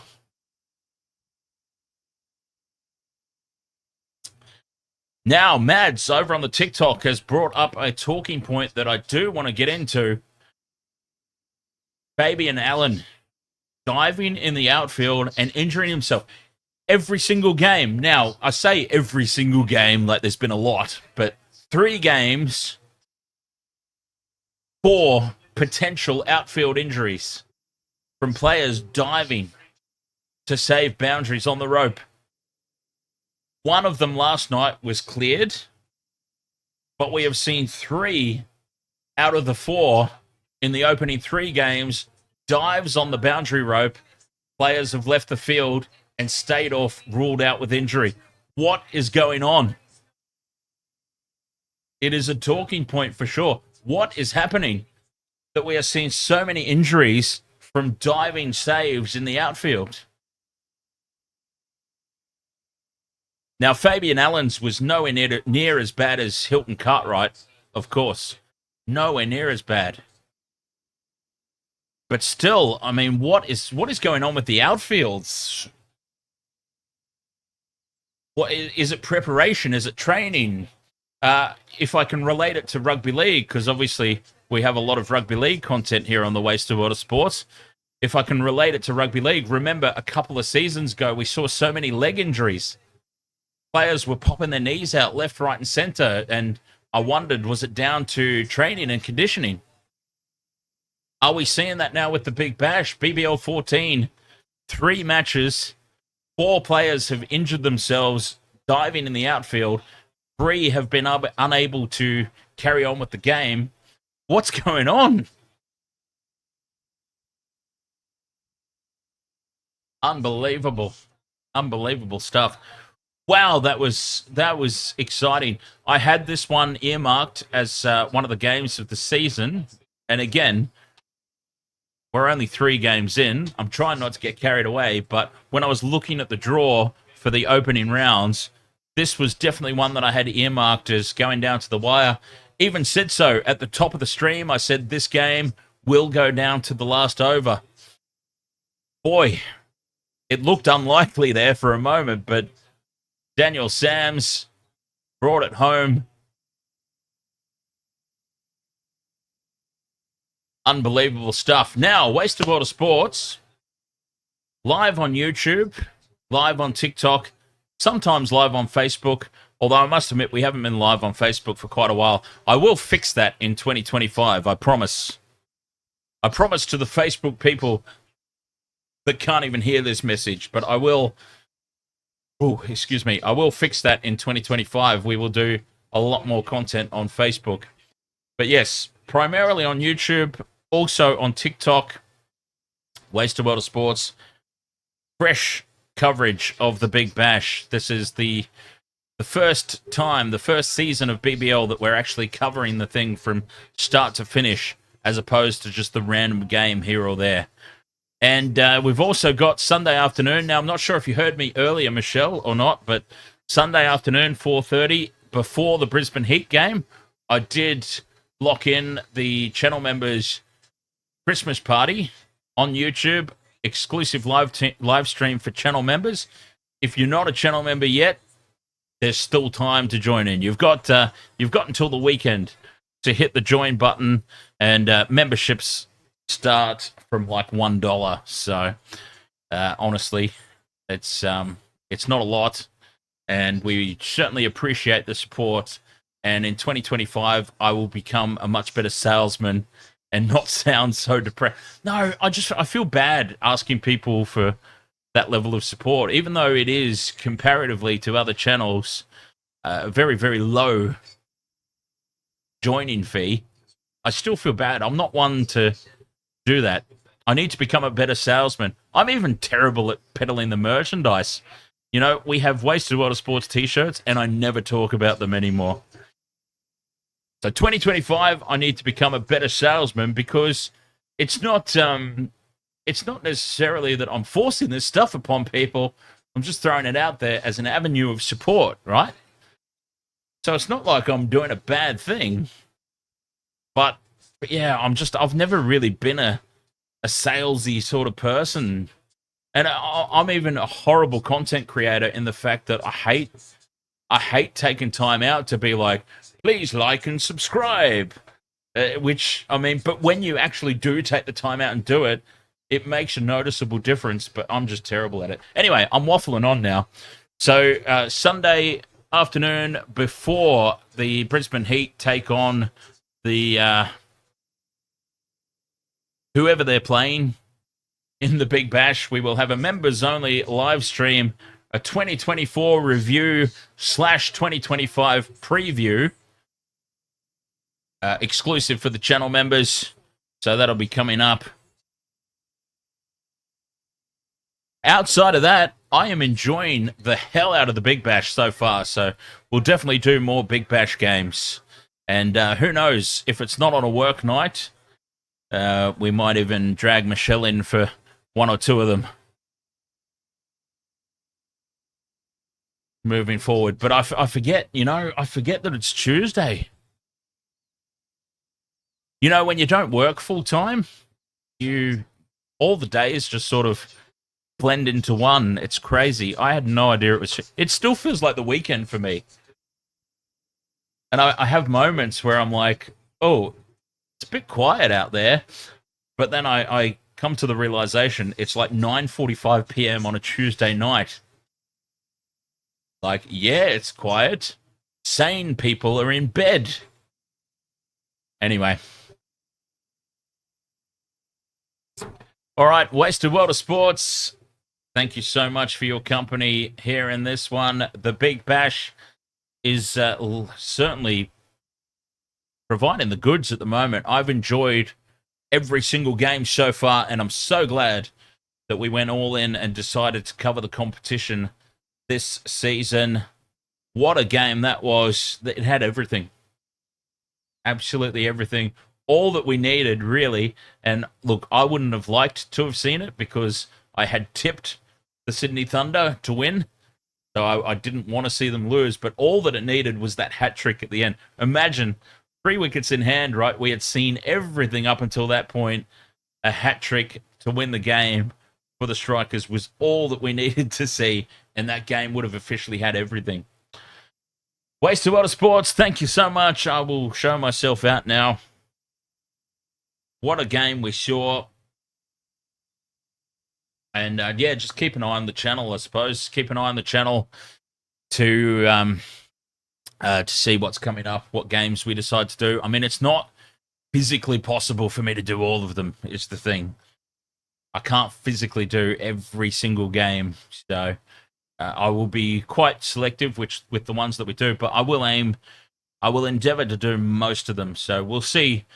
Just keep an eye on the channel, and you'll know when we're going live. I'll try and announce it well in advance so that you all have the opportunity to join in. Outside of that, thank you so much. Wasted World of Sports. It's been another great game of Big Bash. I've enjoyed your company. I've enjoyed the game. And I'll catch you guys next time. Yes, until then, cheers.